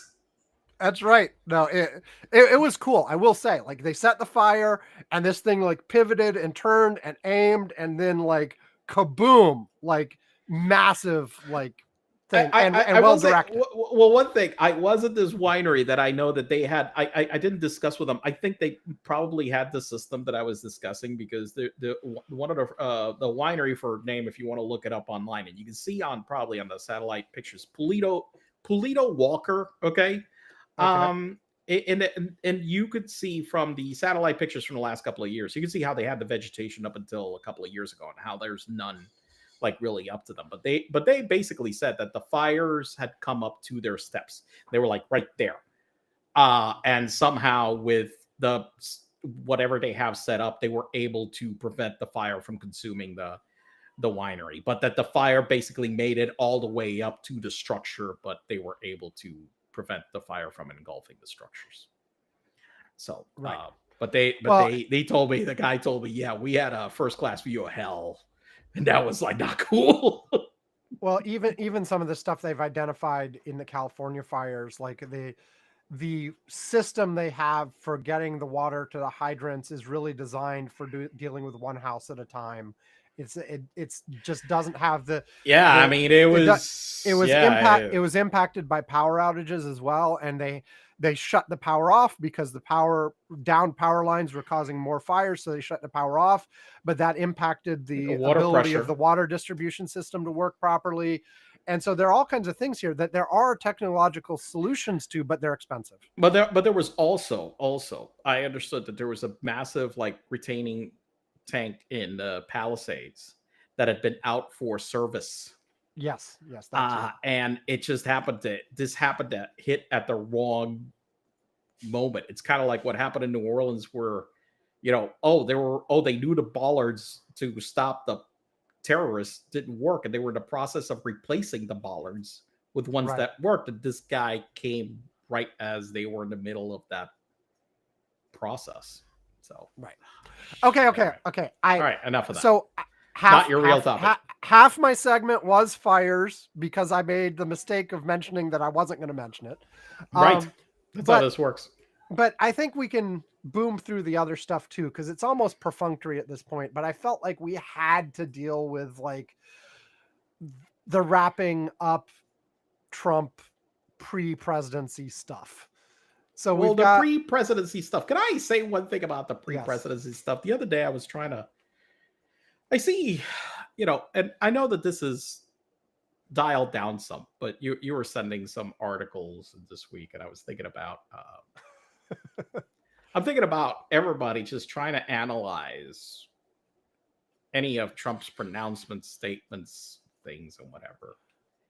We're invading Greenland, Canada, and Panama next month, Yvonne. All three of them. We're invading. We're done. This is if you had a drunken uncle at a house spewing nonstop idiocies, would you stop to parse and analyze every single one of them as to what the implications were of of, I don't know, your uncle deciding that he was going to build the tallest building in the world and that he was going to jump off of it and rappel off of it, and that he was going to like take over every neighbor's house at gunpoint and blah. I don't know, just saying all sorts of shit like this. And you're sitting over there parsing, what if he did get $100 billion and was able to invade, all his neighbors? I'm like, what are you doing? What the fuck are we doing?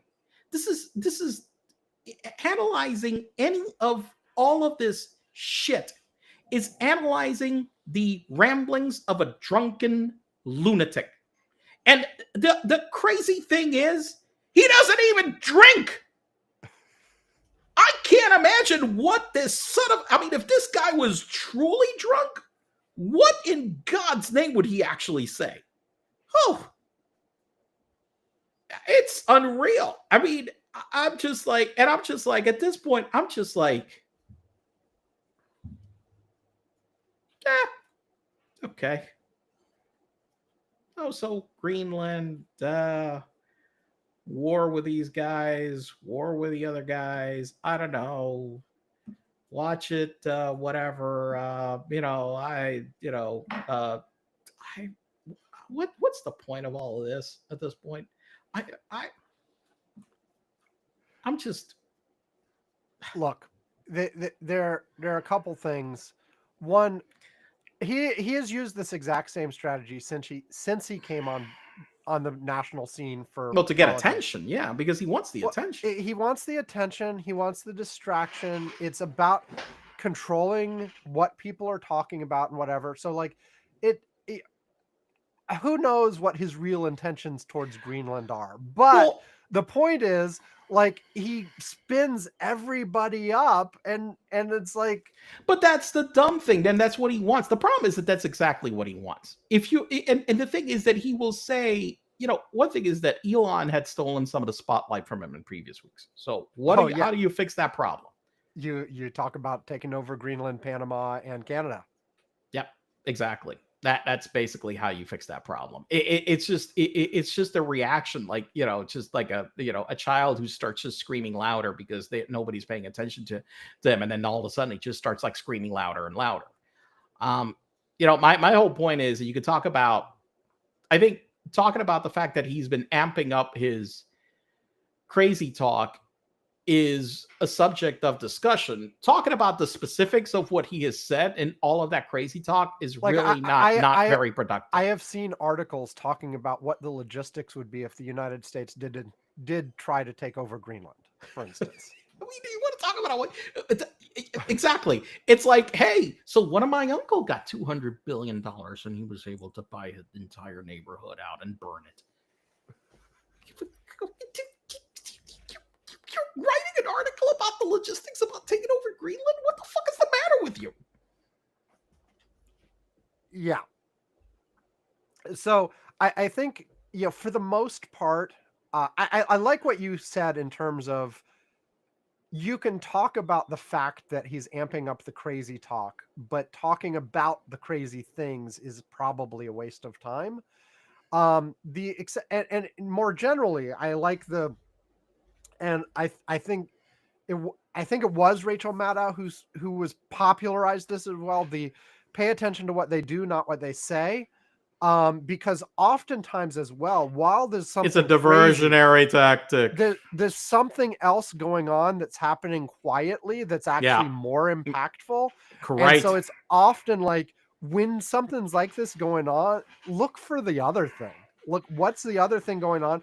Well, but at the same, you but put down this thing about the big beautiful bill. Okay, all right, and so these guys now. While I saw that Elon and his Doge thing have already actually, I guess they finally actually looked at some of the numbers and now have said, "Oh yeah, cutting that number,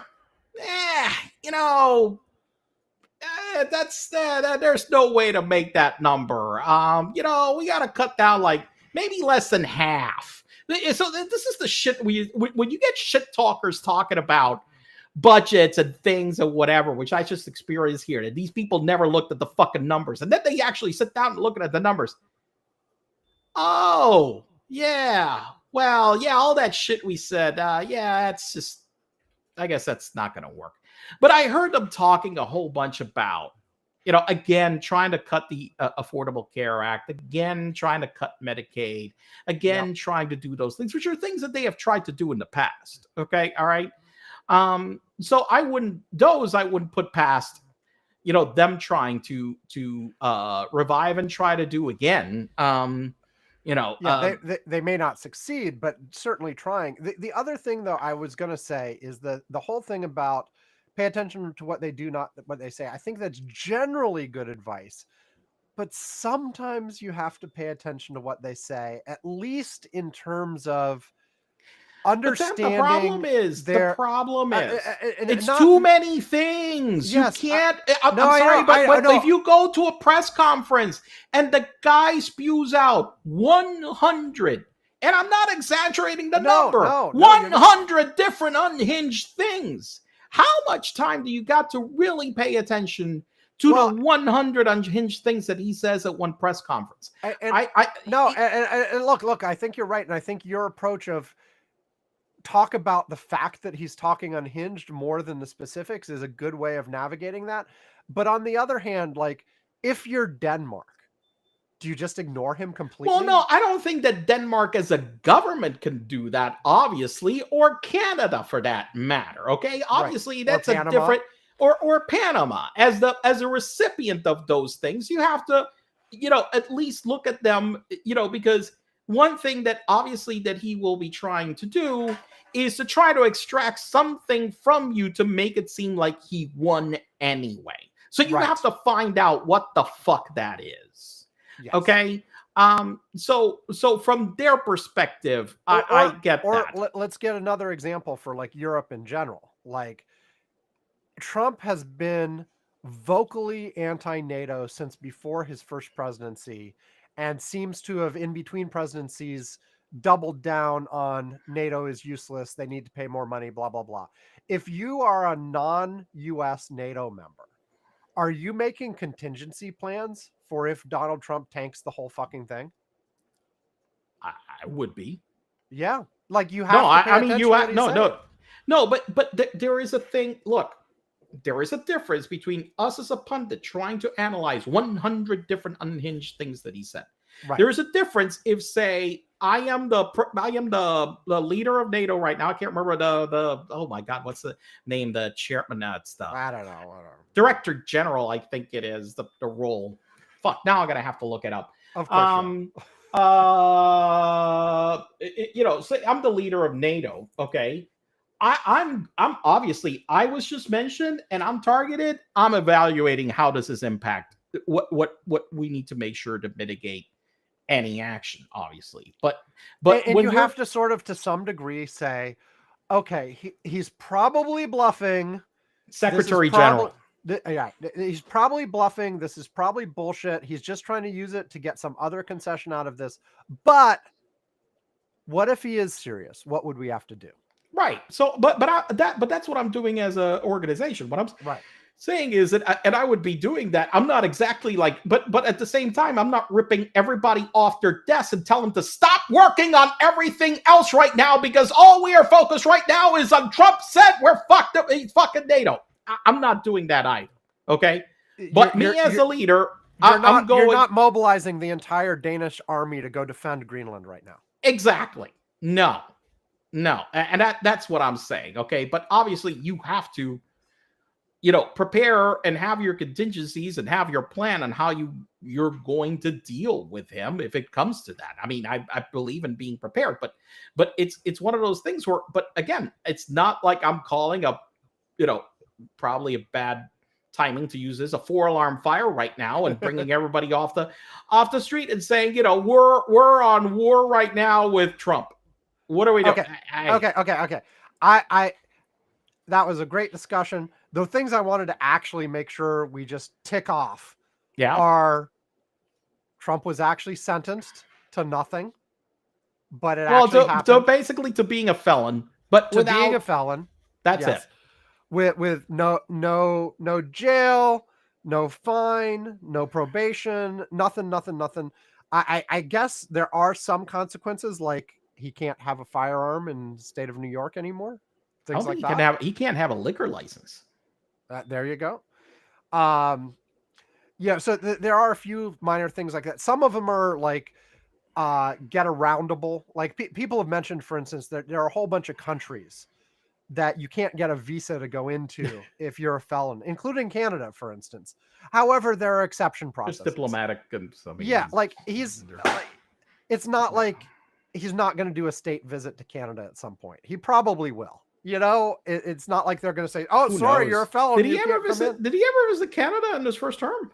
Oh, I don't know. He might not have. He might not. So maybe he won't visit Canada, except as a conquering hero when he takes over Canada. When he takes over, right, as the 51st state. 51st state. Which would, by the way, be a democratic state. Which is one of the things that I'm like, okay, so basically we're and of course, like it.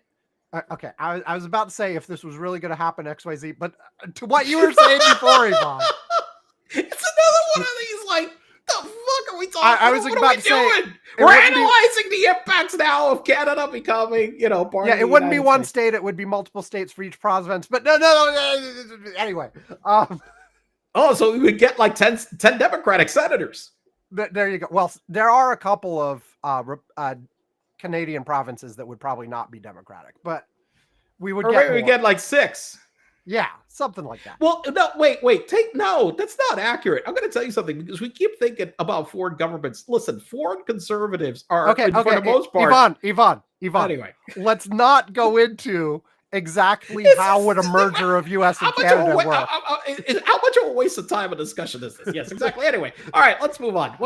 So the sentencing did happen. The couple notes, like I think the prosecution here, I think, made a big mistake pre-election when they basically agreed with the notion of delaying sentencing till after the election. I don't understand what I don't get it. I mean, I don't get it, but I also I'm trying to understand why the judge gave the sentence he gave. Well, basically because there are a couple things. By the way, that is the most lenient sentence that is possible. That anybody has gotten for that crime. Nobody that has been prosecuted for that in New York has ever gotten such a lenient sentence. So here's one thing right off the bat. I think it was strategic. The Supreme Court ruled 5-4 to let the sentencing go forward. And part of the statement they put out was that it was specifically because the judge had said this would be the sentence. Right. Like if this was anything else, if it looked like there was still a possibility that the judge might impose a real sentence, like several months in jail, even if it was like automatically stayed till after the Trump presidency, I can almost guarantee you that 5-4 vote would have gone the other way. Like you would have at least lost one of the two conservatives that went along with the sentencing. We had Roberts and Barrett agreed to let this go forward. One of them would have flipped if there'd been a real chance of, at least one, maybe both of them would have flipped if there'd been a real chance of a real sentence here. And that's a big part of it. I also heard that even if that hadn't happened, even if the Supreme Court had let this go forward and he decided to do something else and done jail time, the appeals process almost certainly would have undone that anyway. I mean, honestly, even now, there is a very good chance, like Trump is still going to appeal this. There's a very good chance in the end that he wins. Like this is going to end up at SCOTUS. It may take 2 years to get there, but this is going to end up at SCOTUS again. And the issues of, the fact that there was evidence that was potentially influenced by the Supreme Court immunity decision, blah, blah, blah, will come in. And this could still be vacated. He could still end up getting this felony conviction expunged from his record, listen, you can get a felony conviction expunged without having to appeal. Okay. No, I know, but the point is, whole thing this may be overturned anyway. Like, no, but Well, But if there had been a more significant sentence, I've heard multiple people say that the appeals process would be accelerated, even with Trump as president, to get it out of the way, and it would increase the chance of Trump winning that process. I think he may win eventually anyway. But basically, this sentence was the only sentence that would have gotten the Supreme Court to let the sentence even happen before Donald Trump took office. And it has the best chance of holding up on appeal as well. Hmm. That's why. Yeah. Well. But I feel like the prosecution's decision, like when it was time, this sentencing was originally supposed to be in what, June or something? Yeah. And the Trump, Then of we course, had the immunity, whatchamacallit, we the had that, immunity decision from SCOTUS. but even and then after that, it was scheduled for like yeah, but September or it was October. appealed on the basis of that, and then it got delayed. Right. But after that, it was the sentencing was rescheduled for like September or October after all the SCOTUS stuff about immunity, and then Trump petitioned again to have it delayed. And the prosecutors, they didn't actually say we agree with that, but they said we leave it up to the judge. Do whatever you want. And the judge basically, his response to them was actually kind of annoyed. He's like, look, because you didn't even present an argument for why not to delay it, I'm going to have to agree with the delaying. Right. Whereas he seemed to, what I read between the lines is that if the prosecutors had made a vigorous argument for why not to delay, it might not have been delayed. And this I never understood why the hell they didn't. That's one that baffled me completely. And here's the thing, like if there had actually been a sentence in this in September or October, the arguments for why this had to be the nothing sentence would not have applied at that point because Trump wouldn't have been the president-elect. Right. So he might have been sentenced to jail. It probably, there still would not have been any actual time in jail because of appeals and blah, blah, blah, that would have lasted forever. But now, would that have made any difference in the election? I don't fucking know. It might have even helped Donald Trump, to be honest.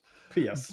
But I feel like the delay that Donald Trump successfully deployed in all 4 of his criminal cases was massively successful. In the end, it got Donald everything he wanted. And I don't know. But look, let's be clear. One of the biggest issues regarding all of these cases was the timidity by the U.S. Attorney General going after him right after. A lot of this this should have been attacked way earlier than it was. Maybe. I think there's still a lot.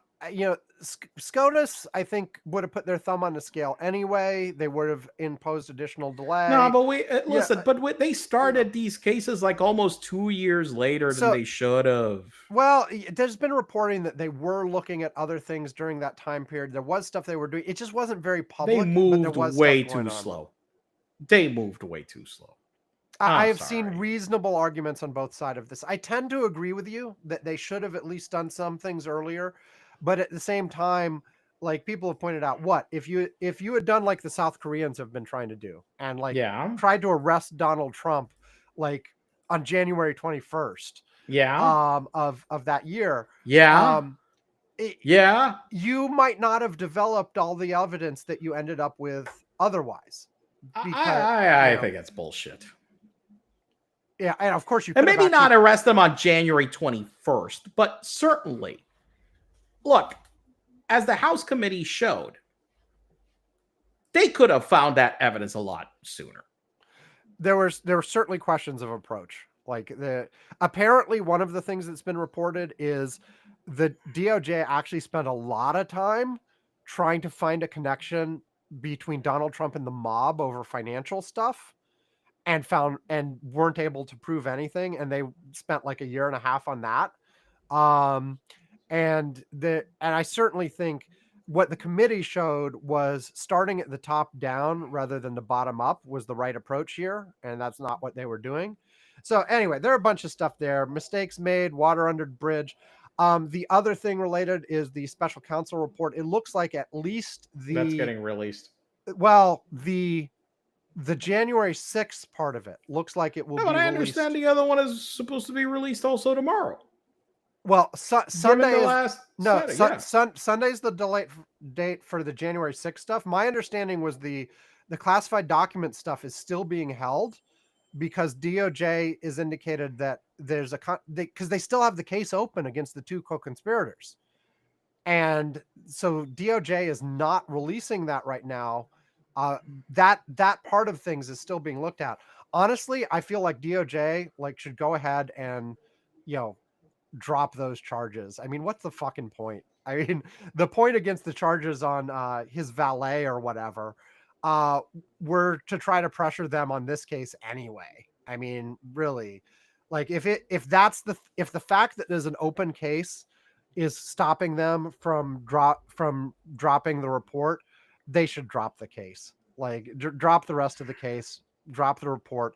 I mean, we've also heard that, look, there are thousands of pages in these reports, but also nothing new. I mean, it's more detail on all kinds of stuff, but we know both these stories. We know the January 6th story. We know the classified document story. There's more detail, perhaps more evidence, perhaps more rationale on why DOJ thought this was important enough to bring charges, all that kind of stuff.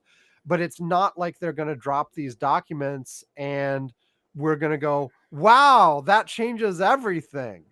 It's too late.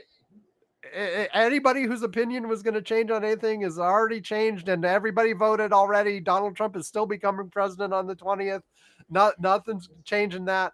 And, but it's good. It's good to have it on the historical record. And even the classified documents one, people have mentioned, if they don't release it before January 20th, Donald Trump can order the DOJ at that point to just destroy it, without it being released. Right. No. That's why it needs to be fucking released. Yeah. So they need to do whatever they need to do to get that out, So, like I said, if nothing else for historical somebody record, will leak it anyway. You'd think, but hell, we've had other shit. We had that SCOTUS decision leaked, and they never figured out who did. It was Jenny Thomas. Maybe. Who knows? But we just don't. I'm no, not gonna. No, I don't know, obviously, but we don't know. But what I'm saying is that we've had. I mean, I'm sure somebody at some point, if they think it's gonna be, it's gonna be, destroyed, they'll be like, oh fuck it, we're leaking this. The hell with this. Right. I mean, that's what I did. You're past the statute of limitations, right? Wait. Shit, I'm sure Carly's still looking for me. Yes. Maybe one of these days I gotta bump into Carly. Hey, you were looking for me? Fuck you, bitch. We should invite her on the podcast. Oh, that'd be great. I'm sure that would be a fun show. I can tell her. That would be great. That would be a great show. Well, actually, that would be a great show. Holy shit.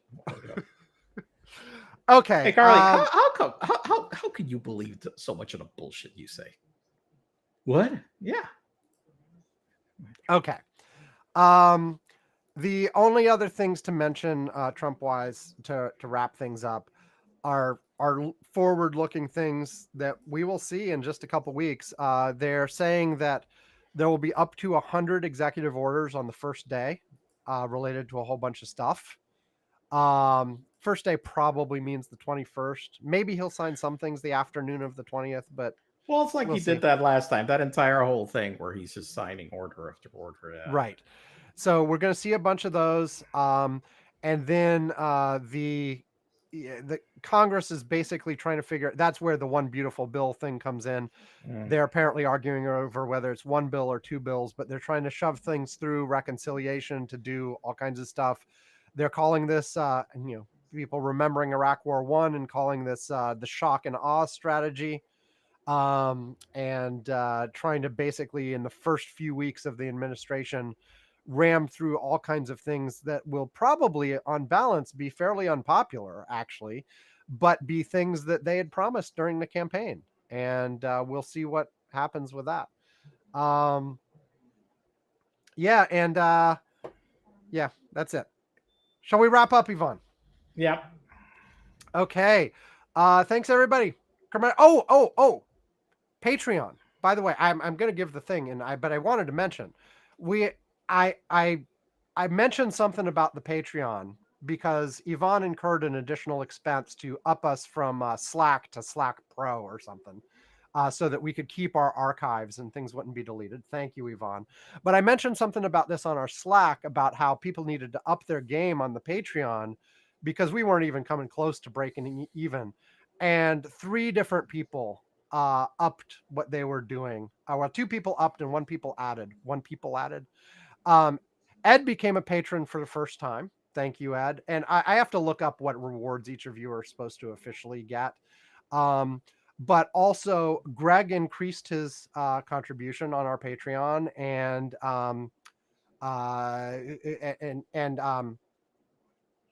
who's the other? Bob. And Bob also increased his contribution. So thank you, Ed, Bob, and Greg, for your Patreon contributions. We appreciate them. We will look up what you're officially supposed to get and do that next week, maybe. I don't know. I forget, like there's clapping, there's bells, there's postcards, things. Anyway, so thank you all. And for anybody else, patreon.com/curmudgeons-corner. Is it? No, it's patreon.com/curmudgeons corner, right? No hyphen on that one. Right. Go to curmudgeons-corner.com and follow the link to our Patreon. There you go. Then you don't have to worry about the Patreon URL. Curmudgeons-corner.com has all of the ways that you can get in touch with us, has our archives, has transcripts, all that fun stuff. It includes the link to our YouTube where we live stream, or you can look at the actual videos of these podcasts after the fact. And it includes a link to our Patreon, as I said. Our Patreon, you can give us money, and we are, even with the new contributions, it still costs us more money to host and deal with like the logistics of the show than we get from the Patreon, but that's okay. We do it for love. However, more money is good anyway. So, toss us some money if you enjoyed the show. Also, I haven't said for a long time, tell your friends. Like, if you like this show, tell your friends who you think might like it as well. That would be great. I don't have a link to our TikTok on there. I've been posting clips, but like it looks like TikTok only has like a week to live.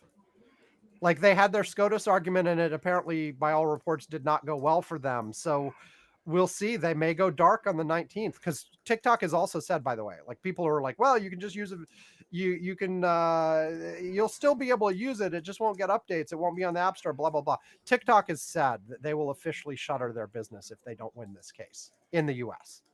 So, and who knows if VPNing to other countries would be useful or viable, but it looks like TikTok will be gone. So good thing I didn't add the link to TikTok because I just have to undo it. Anyway, go give us money at Patreon. At $2 a month or more, we will invite you to that Curmudgeon's Corner Slack, which is now pro, which means you can search our archives from way back when, I guess. But we would love to have more people on there. On our Slack, Yvonne and I and a bunch of listeners are chatting throughout the week and sharing interesting links and stuff like that. Yvonne, do you have an interesting link to highlight for this week? Oh, God. Do I have an interesting link for this week? Do I have one? Well, apparently, they have these, like, they're trying to sell these, like, robots at CES.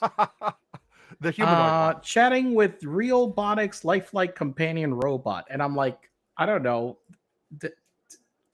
Those are not lifelike. Can I just say, is that, I mean,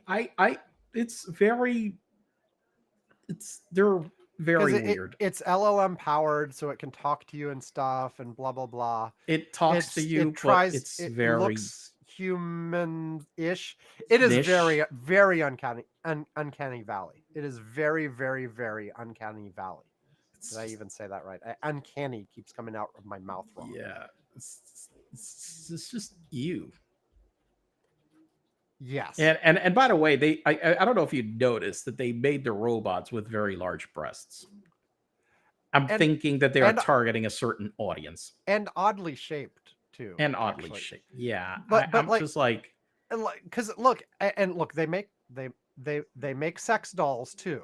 I This know mo- that. This looked more like a sex doll. That's right. That's Than- more than an not actual. Just to be clear, not that I have a lot of experience with those. I'm just saying. But it looked more like a sex doll than it did like they're pitching this as like you can have it at your booth at conventions for your like tech product or whatever. I'm like, no, this is gonna scare people away. This is not for now. Technology is progressing, maybe in a few years, I don't know, but like this is like the thing I mentioned earlier about Zuck saying they wanted AI bots all in your feed generating content. Like people don't want this. Like No. they're going to keep trying to shove it down our throats, but people don't want this. People don't want this. No. You know? And even when they do have like real companion bots and stuff, like I also saw like somebody made like a little robotic dog thing, and they've had robotic dogs for years. Remember the Aibo?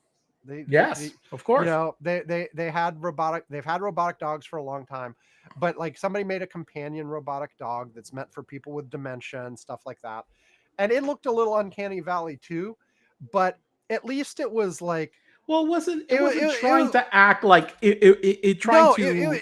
It was like it was a real human. It was modeled after a stuffed animal. It looked like a stuffed animal. Exactly. Right. I mean, the animatronics still made it look a little off, but yeah, but this thing is just creepy. Yes, more than anything else. They were just creepy. That we are in for an interesting next few years as these technologies develop, and because they are definitely very uncanny valley right now, but do they get to the other side in a few more years? I don't know.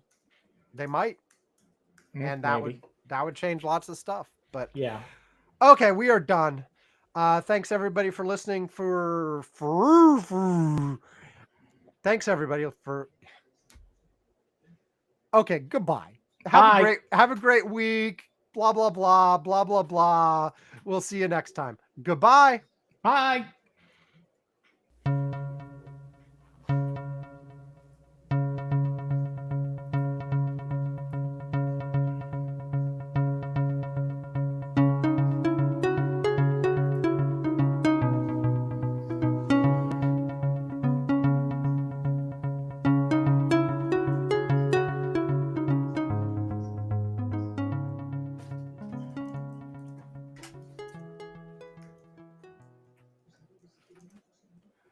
Okay, that's it. I'm hitting stop. Bye.